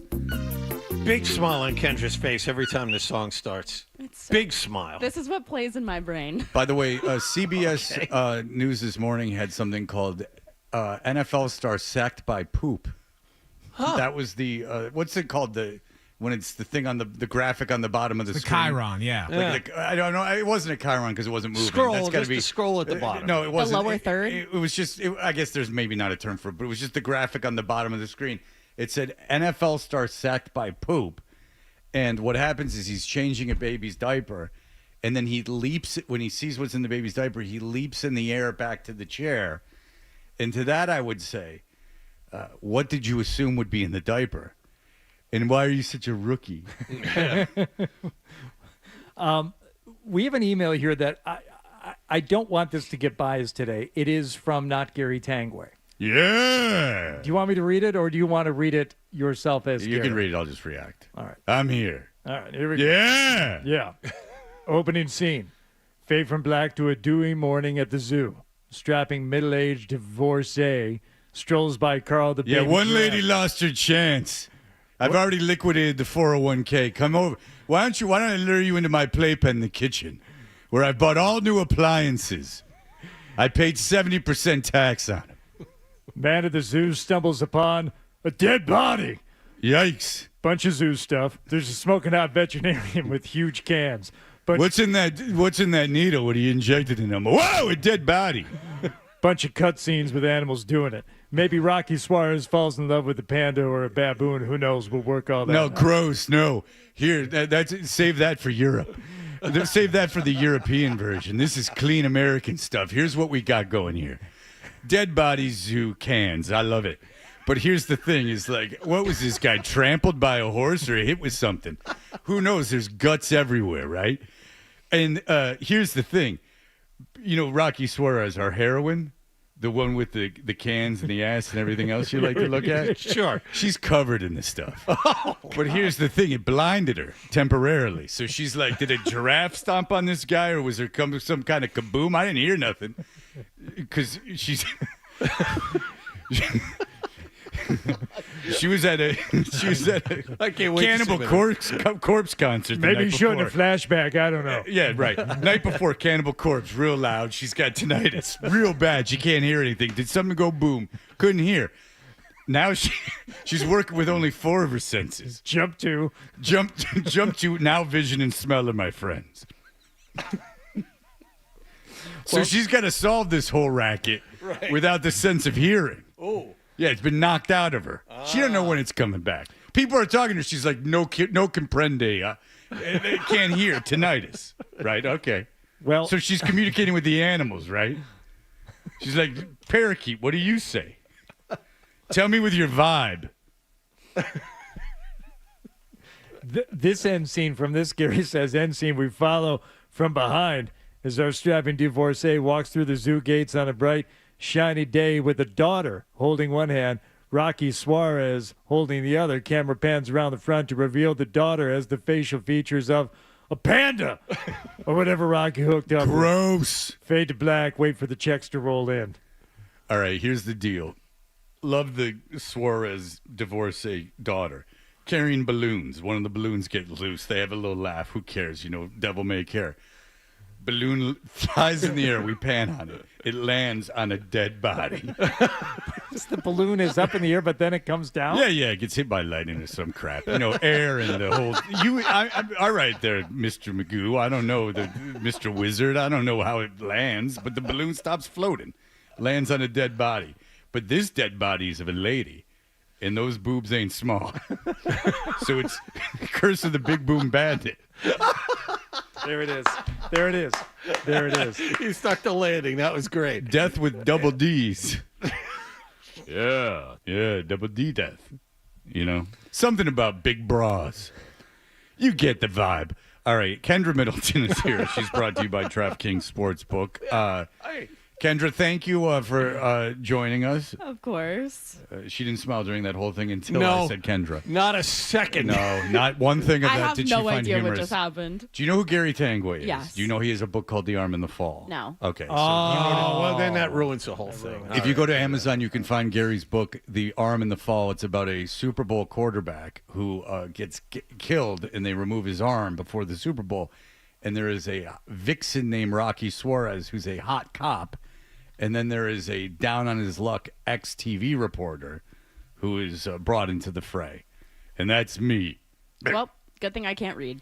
Well, you can read, and that is why you were of such great help. You last week went through my dating profile, my Hinge profile, and you racked. We did this on the air. You moved things around. Punched it up. Yeah, punched how's it up. going? Phenomenal. I'm on it every day. And let's see. I have been on it. Let's see here. Did you get a match this week? I have not, but I have not been that active on it. I've been consumed with other matters. But let me see here. I have, look at heart. I have 3 women like me. Okay. But none are talking to me. 3 like me. Okay, well, you have to like them back for them to talk to you. Yeah, or I have to like them, and then they like me back. Yeah, that's how that works. Yeah.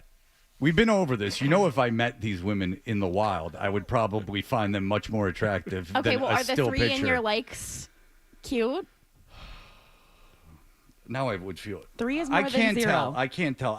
1 no, and then 2 I can't tell. All right, well, Who right knows? before it, not Gary Tanguay just emailed back in. You tell that Kendra broad to get with it. Yeah, learn the vibe. What does that even mean? I don't know. What do I have to do? Put it on the GeoCities site for you kids to look at it? I don't know. Get some influencer to sit on it. All right, here we go. Kendra, so you went and you punched up my dating profile. Yep. You said, now what are the most important things of a man's dating profile? I think the picture you'd lead with not having... I think it's being relatable. You can't have... Your thing about ordering appetizers, sounding like an old cranky man, didn't love that. I think you just have to seem nice and approachable, and then you can show So young people are wild about appetizers. Yeah, kind of. Okay. We're all foodie wannabe influencers. All right, so if you're in your late 20s, early 30s, it's all about the appetizer. Yeah, because we eat appetizers for dinner. Yeah, okay. We don't do main courses. Right. We do multiple So I'm already appetizers. alienating a lot of women by saying you want me to order this for the table. But I do have this. How would you feel? This would be insane If you went out with a guy and then you were sitting there and he goes like, and the waiter comes up and he's like, okay, we'll be having, and he just ordered, wouldn't you be like, you're insane? No. Because if we talked about it and No, you didn't talk about it, though. He just decided to order for you because that's what a man should do. That, to me, sounds insane. So the question, the prompt if he was a good orderer, I don't think I would care. Oh.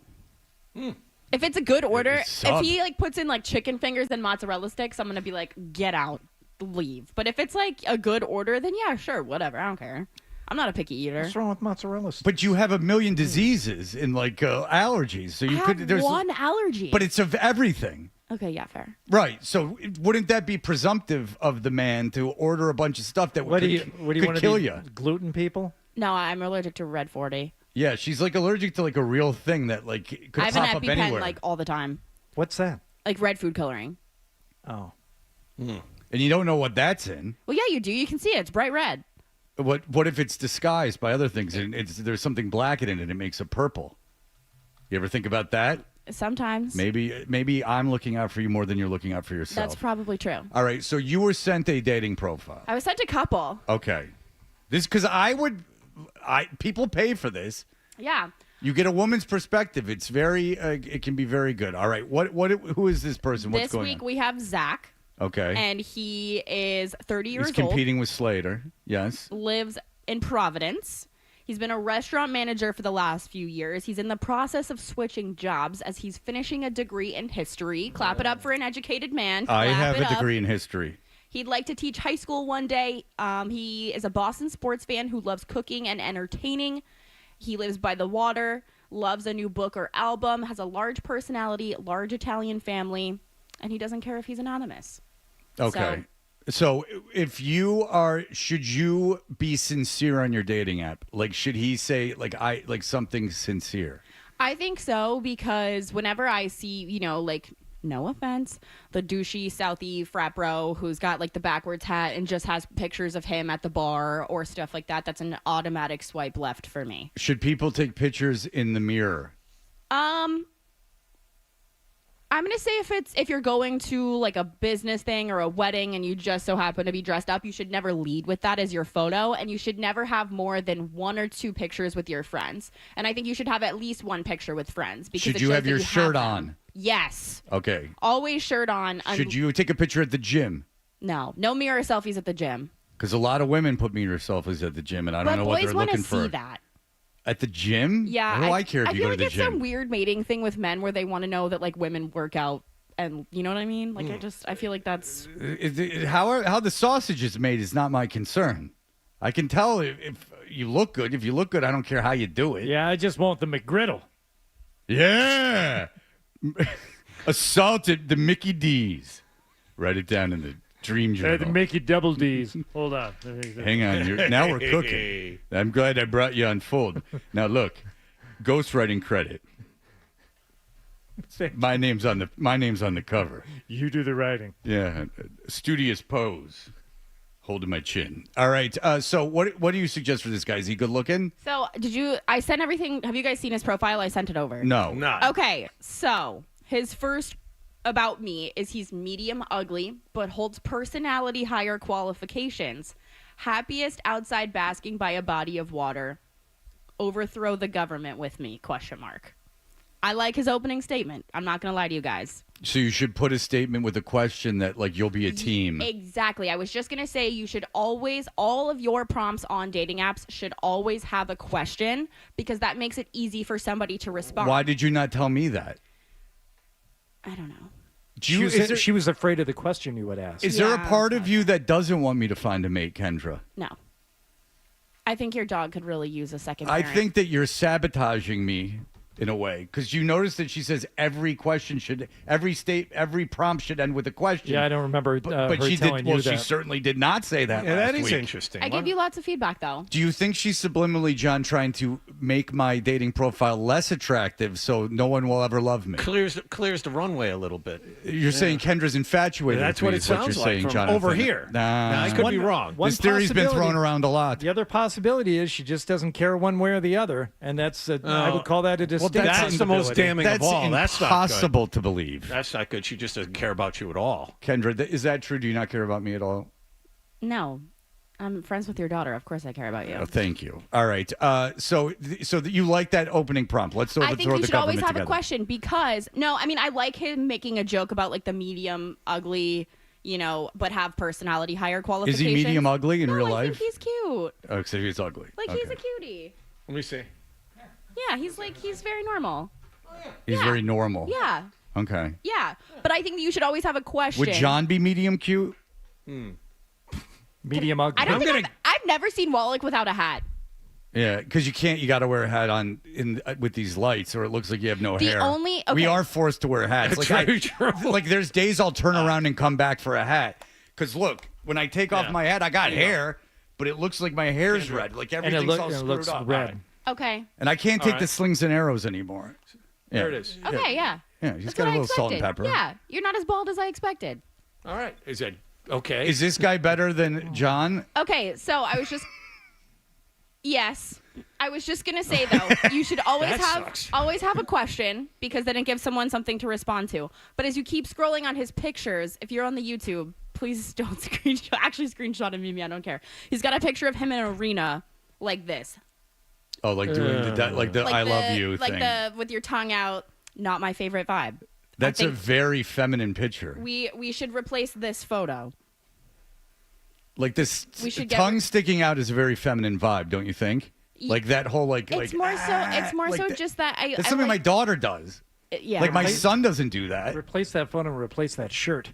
What's the shirt say? No, it's just. Is it tap out? It's like a short sleeve It's like a button up crop Tommy shirt, Bahama. yeah. Oh. Yeah, so Kendra All has right, no I get interest it. in this Yeah, guy. All right. Okay. Unbutton one more Next. button, baby. He's got pictures with friends. He's holding a baby animal. It's a sheep. I like this one. The more animals in your profile, That the seems better. obvious, though. Yeah, it does But seem yeah, obvious. you would think so too. Like that's the whole point. All right, what question should I now that you say I should put a question, what should I put the question at? Give me a question to put in my prompt.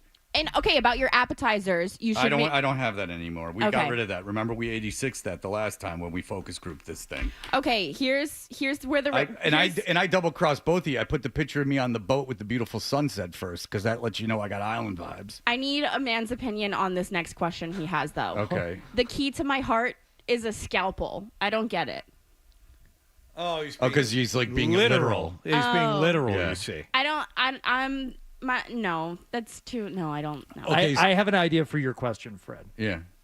Do you know how to snap a football? Yeah, let's play in the park. Yeah. Kendra, my prompt says this is one that I would change. My therapist would say that I'd pay $10 a minute for therapy. So what should be the question be? What's the prompt again?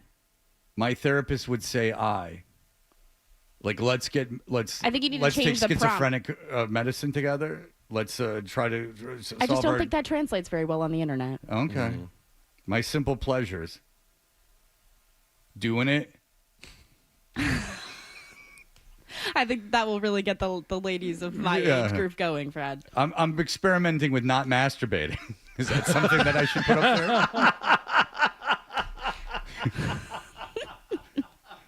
So I really got to knock Leave these that out. in. No, you leave that in. No, like Yeah. I think that you should. You know what? my Actually, simple. I would if a girl even said my simple pleasures and it said masturbating. I don't care what the girl looks like. I would think it was so funny. Yeah. That I would be like, all right, this. You're telling me there isn't a certain segment of the female population that was- wouldn't laugh at that? I was just gonna say I think that Fred should just embrace it and take all of his prompts to be I'm embracing, not masturbating, doing it. Just be as cringe as possible because then women will swipe right to he can rage bait people to swipe right. All right. All right, here's your question. Think I'm good enough for a poke? Yeah. Let me in. No. I think you found your angle. But I am serious. How much? This is a serious question. How much do you go by prompts? Like, how much do you go by what the guy says? A lot, because if I can't swipe right and respond to something you've said, I'm not gonna just be like, hey, you're hot. Like that's not an opening. You know what I'm saying? Right. And I will not. If you swipe on me first and you don't say anything, you just like me, I'm not gonna like you back. Like you should say something for me to say back to you if you see me first. You know what I'm saying? Because, like, if we're just, that's when I feel like likes just sit in your inbox is when you like each other and you don't say anything. Okay. All right. But girls also like they want the guy to lay out what they'll be doing that day. You understand what I'm saying? Like on the date. I don't think younger people really care about that because we're so internet based for dating. We don't want like the long dates because if we hate you, we don't want to spend that amount of time with you. That's expensive to go out. Most people I know now are just going to coffee, going on a walk, doing simple things for first dates just in case they hate each other. You're not spending a ton of money. You're not, time tied down. Nothing like that. I just don't understand how you would be like that. The person would disgust you so much you couldn't sit through a dinner like that. You couldn't just like make it work. Surprised. Well, I do know a girl that had a guy on the first date try to put her foot in his mouth. I believe that. I've had some really weird first dates. They were on a park bench apparently, and the guy like tried to get her, like took her foot and he was like kind of playing around and then he tried to like put it in his mouth and it was like all weird. Wait a minute. You said you've had weird first dates. Was there anything similar to that? Okay, wait. I know we got to go to break, but I have a really, really funny first date story when we come back. Okay, and then we will get to, you just won Adam's heart because he wasn't interested in this, so he wanted to go to break. If he's interested in something, A we go local to Liz. TV anchor is who this dating story is about. Whoa. Oh. Yeah. All right. It's Felger's wife? No, I wish. Okay, let's just She's very process pretty. of elimination. All right, we'll be back in just a moment.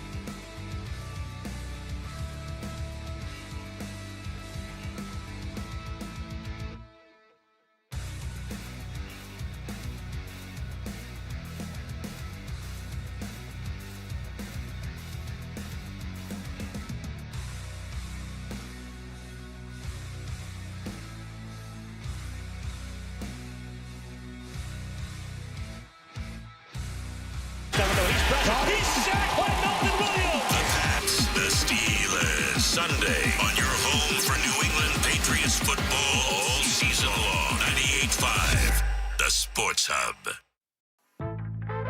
What's the best way to listen to Toucher and Hardy? Well, you're going to have to spend $40. Cough it up, and let's get back to Toucher and Hardy on the Sports Hub.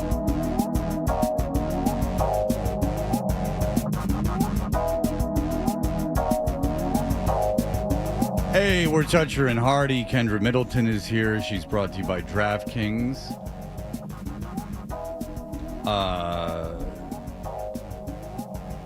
Let me see. Monty, hello. Hey, how's it going, everybody? Hey, Monty. My question was for Wallach and his experiences with dating profiles. Wallach, how do women typically respond when they see that you own a frozen vegetable company on the side? Do they find that attractive or not? Birds. What about being spokesman for the pickle company?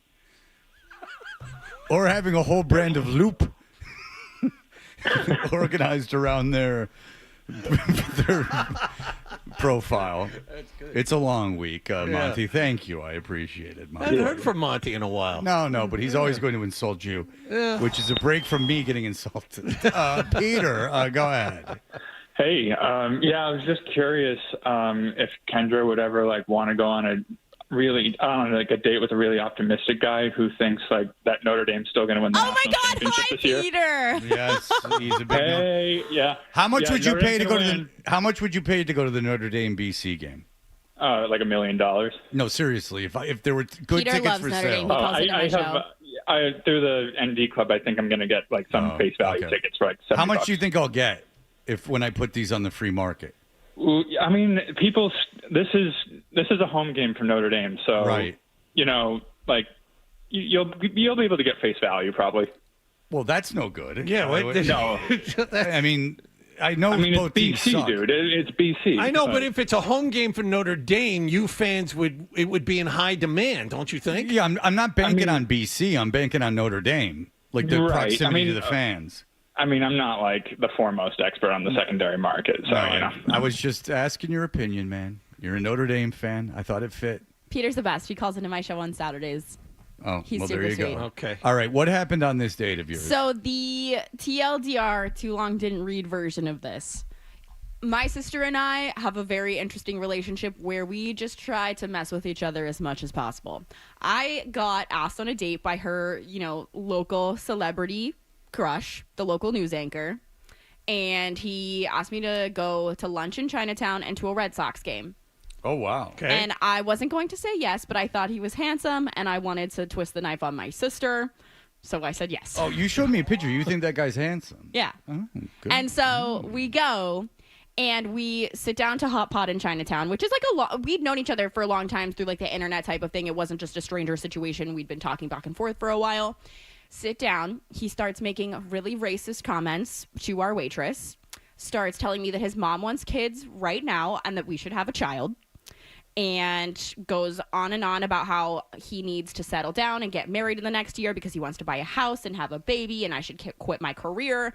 And so that was his whole just being horrible to our waitress.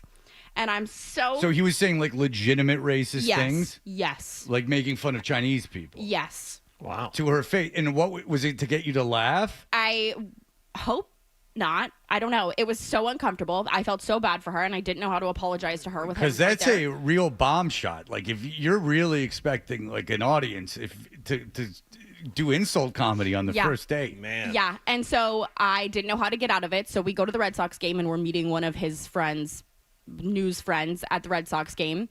Didn't know how to get out of that. I'm so uncomfortable the whole time because they're just talking about political things that I personally don't agree with. Sure. And then on the way back, the T is down. So we have to walk from Fenway back to Chinatown to where he's staying. And when we get there, he's like, I have some stuff in my room you should come check out. I'm like, I'm really all set. He's like, no, I have some really good candy up there. You should come up. I'm like, No. Was he in a van or a room? I'm going. He was trying to lure you with candy? I'm like, I am going. He must have thought so highly of you. I was like, I am going home. I've been with you for like 8 hours. It's the worst date of my life. Why'd you hang in there? Why didn't you just bail What at the am I supposed to At the do? Red Sox game, you could have just bailed. What am I? But like, Go to the bathroom I and parked not at come his back. place. Would you ever just go to a guy like I don't want to do this anymore? I was so You young. thought he was so good looking. No, I was just so young. I was like maybe 23, 20. Like now I would do that. And I'm telling you, fellas, I saw a picture of this guy. He's no Casanova. I mean, this guy's no Brad Pitt. The bar is not very high. Do you guys agree? You saw the picture. No. Have you guys heard of this new thing called shrekking, where women are Yes. dating ugly men on purpose? No. Why? Well, I went in. It's like a new dating trend where women, I guess, are I like dating this down, trend. so they don't have to worry about them cheating on them or whatever. I like that trend. It's called shrekking.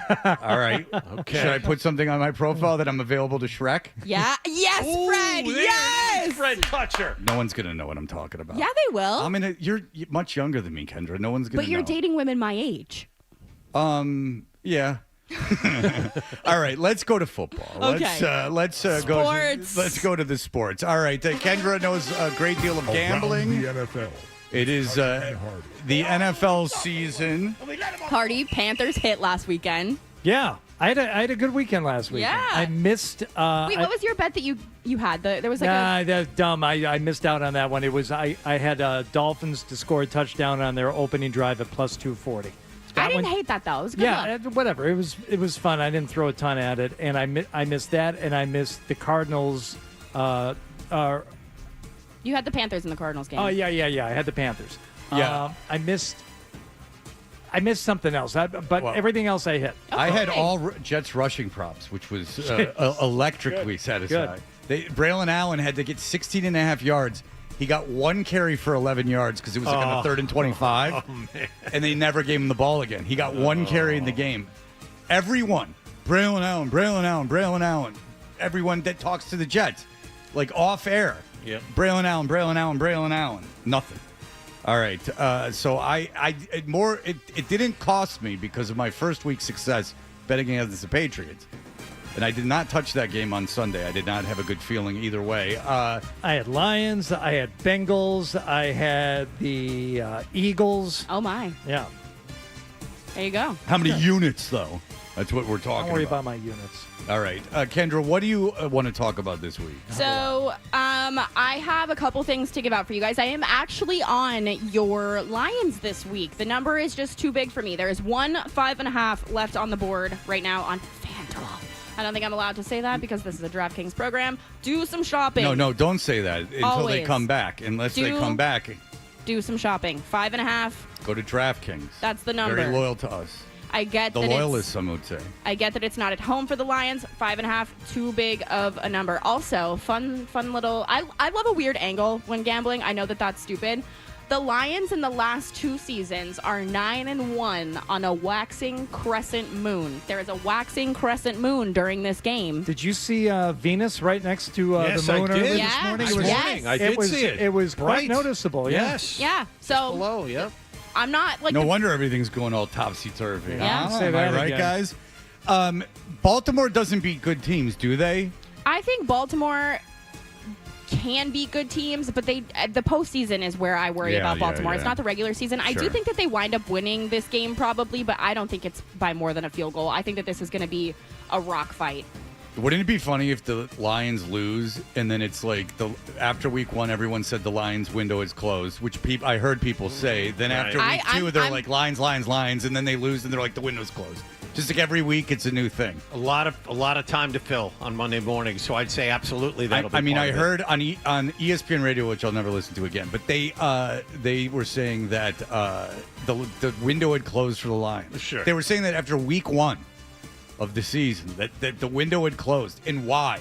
There's no one's gone because they lost their coordinators. Like that means the window's closed. The window closes when you age out, when you lose players. The window isn't closed when you because they lost a guard. All this talk of losing the guard.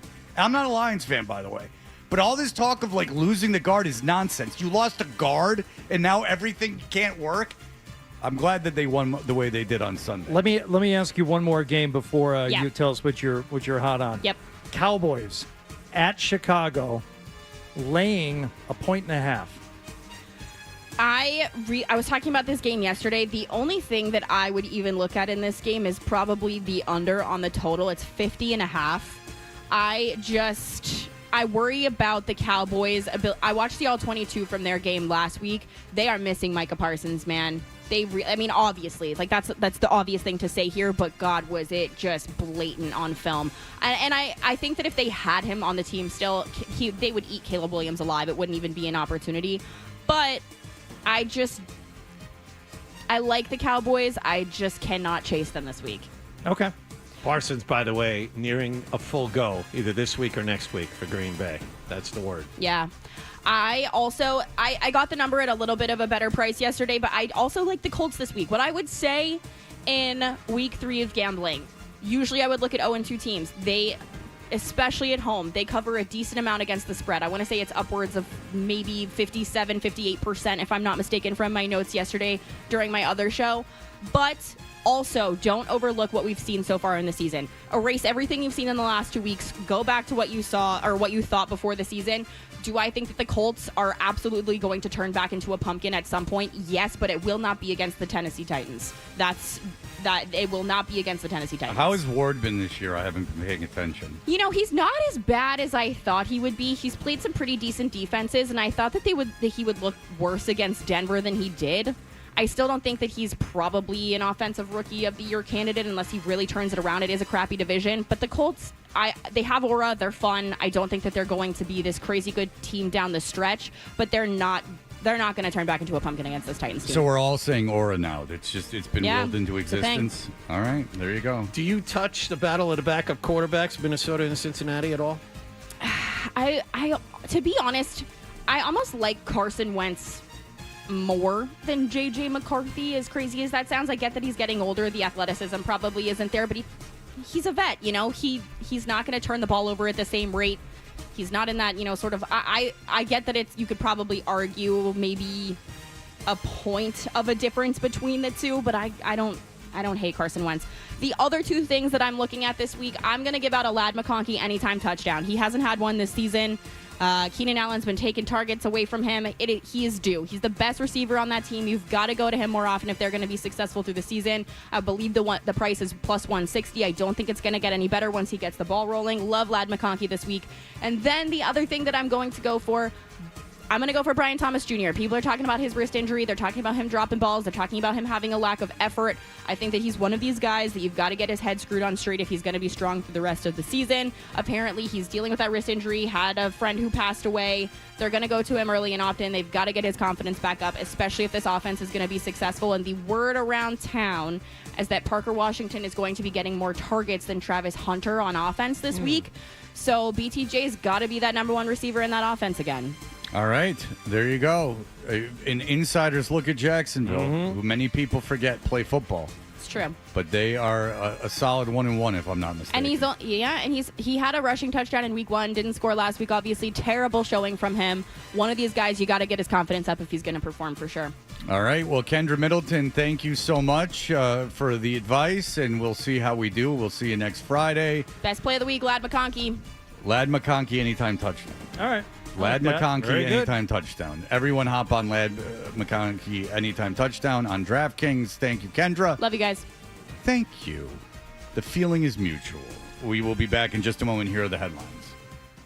Sports Hub headlines. Presented by Celsius Energy Drinks. Red Sox lost to the Athletics at Fenway Park yesterday, 5-3. Brian Bale lasted 4 innings and took the loss. And as a result of all of this, the Sox are now only a game and a half clear of Cleveland for the final playoff spot in the American League with 9 games to go.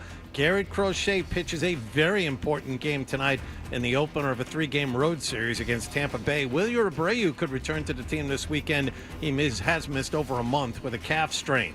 LA Dodgers lefty Clayton Kershaw announced yesterday he will retire at the end of the current season. Patriots had everyone on the field at practice yesterday. That includes Christian Gonzalez. He was listed as limited for a second straight day. Patriots host Pittsburgh this Sunday. And another NFL news, Buffalo beat Miami 31-21. Bills are now 3-0. Sports Hub headlines are brought to you by Gabriel Iglesias at TD Garden. Stand-up comedy legend Gabriel Iglesias is coming to TD Garden Saturday, September 27th. Get your tickets at Ticketmaster.com. I'm John Wallach on Boston's Home for Sports, 98.5 The Sports Hub. Your next update at 10 o'clock. More Toucher and Hardy on the way on the Sports Hub.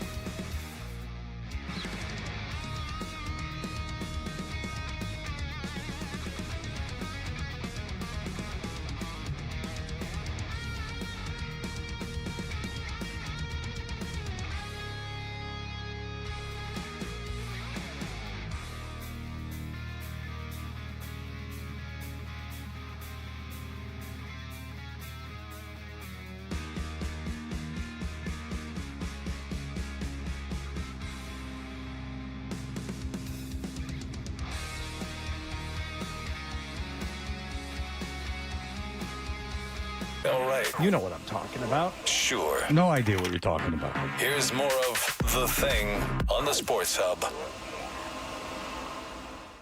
We know what you're thinking. What could I possibly have missed from the show? It's time for The Stack on people, because I think there's a little bit of difference between your reality and actual. I should have, but I didn't want to do it to the people because I'm getting too soft. Like, I was like, they're not doing anything wrong, really. I made the mistake on Tuesday of going to the park to walk my dog and pulling my car in when there was the, what do you call it when they're selling their goods? The farmer's market. Farmer's market. And, like, I mean, the amount of gray-haired women walking slowly with tote bags was like a phenomenon. Yeah. And, like, the cars were just stopped and talking. Yeah. Like it's a community. But it really is. Yeah. And, like, I actually am getting soft because I started thinking, you know what? They have a community and I don't. That's right. So it's, like, better off for them. So I sat, and I just sat in the car and waited. Little Because now steps. I've committed. Well, Little steps. Next year, you're going to say, you know what? Actually, I kind of need some veggies for the dinner I'm just cooking tonight. I'm such- just going to pop over real quick and grab some. These women become so sexless. Like, there's, like, no desirability at all. Like, well, you it's- need to let them know that they exist for your gaze. You got to remind them of that. That's where you're failing here, It's like Fred. short gray hair tell and them mom that. jeans. That's yes, in so many words. Mom jeans and a tote bag, and it's like you're aging yourself. Like, my mom is 83 and lives in Loudon, Tennessee, and dyes her hair.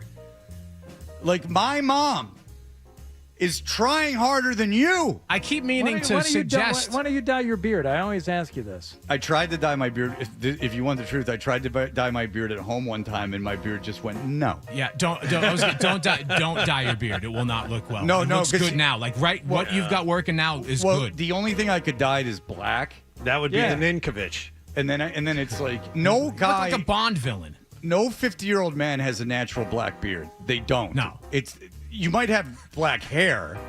Real quick, because it's the end of the show. Who cares? Have you seen No, 'cause Dean you're Koontz, talking. the author Dean Koontz? How he styles his hair? If it's actually his hair, look him up.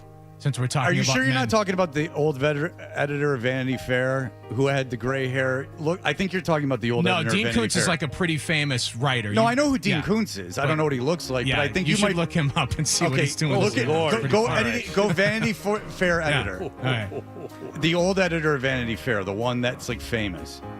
When Condé Nast, like the whole Empire thing. Go ahead.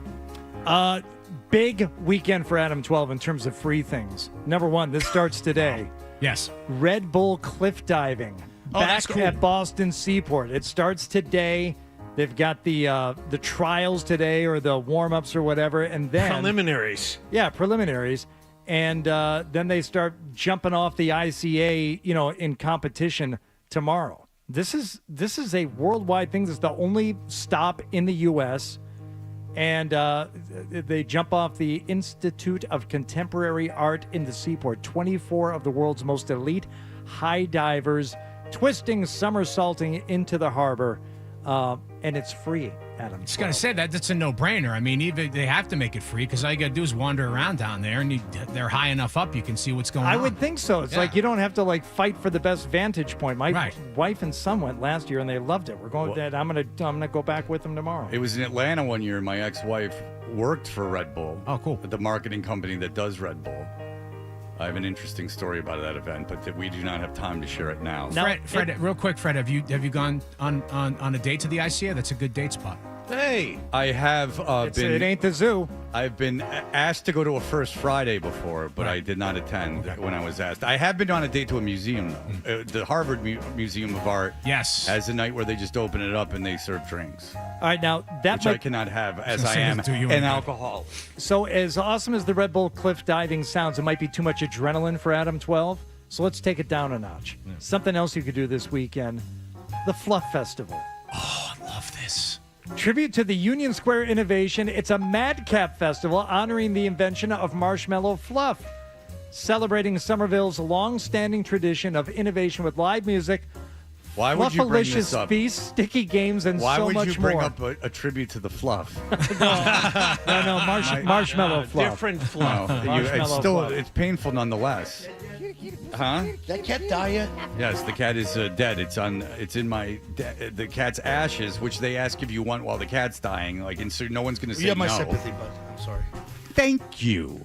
We'll top it It's up a with little late. One thing Adam 12 will not be attending, and that is Boston Rodeo and Country Music Festival at Hell City no. Hall Plaza. There's bull riding, there's bucking broncos, there's barrel racing, and there's country music. To get in, though, the admission starts at $61.48. We should have my father on. We can debate whether the rope is technically around the bull's balls or not. My father rode in a rodeo, but he rode the bucking saddleless horse. Like, he didn't ride the bulls. He rode the wild horses. And so my kids and I were asking about it because it's interesting.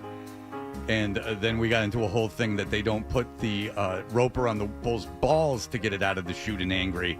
They put it in the proximity of its balls, and then it got into a whole. Apparently, the bulls have something by their balls that's not balls. Speaking of your dad, listeners are asking, what's his take on the whole Jimmy Kimmel thing? I don't know, but he's still have him my on next week. But he's still my dad, and yet, I'm able to exist with him and have a relationship with him that is unsullied by his political beliefs. Believe it or not, it is actually possible. It speaks to your character. Well, no, it speaks to just common human sense. You can, it got into the point where it's enough. He's trying to give you a compliment. It's just enough.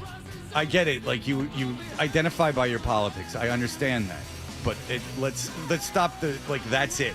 That's where your identity stops. We got an email from the guy whose dating profile we tried to brush up today. Yeah. He said, I don't know what I would have done if the four of you had said I was worse looking than John. The shirt comment I can live with, but being uglier than a bird would have been hard to come back from. Yeah. Well, I like that guy, and I'm wishing you the best, sir, as him and I are out there in the wild. Enjoy your weekend. With the biological imperative to procreate. The two of us are out there looking for our next harvest. So many lucky ladies. I really, little time. I mean, you're lucky. I mean, it's not as lucky as a guy in Boston, where it's really a feast of the senses. Right. All right. So much buns. So much buns. It's really, it's like the New York of the Northeast. Let's make a Three Musketeers pact. I'll do some hot dogging this weekend. What do you say? So many buns. Too much buns. So much buns. She called it hot dogging. All right. I don't know what I did, but she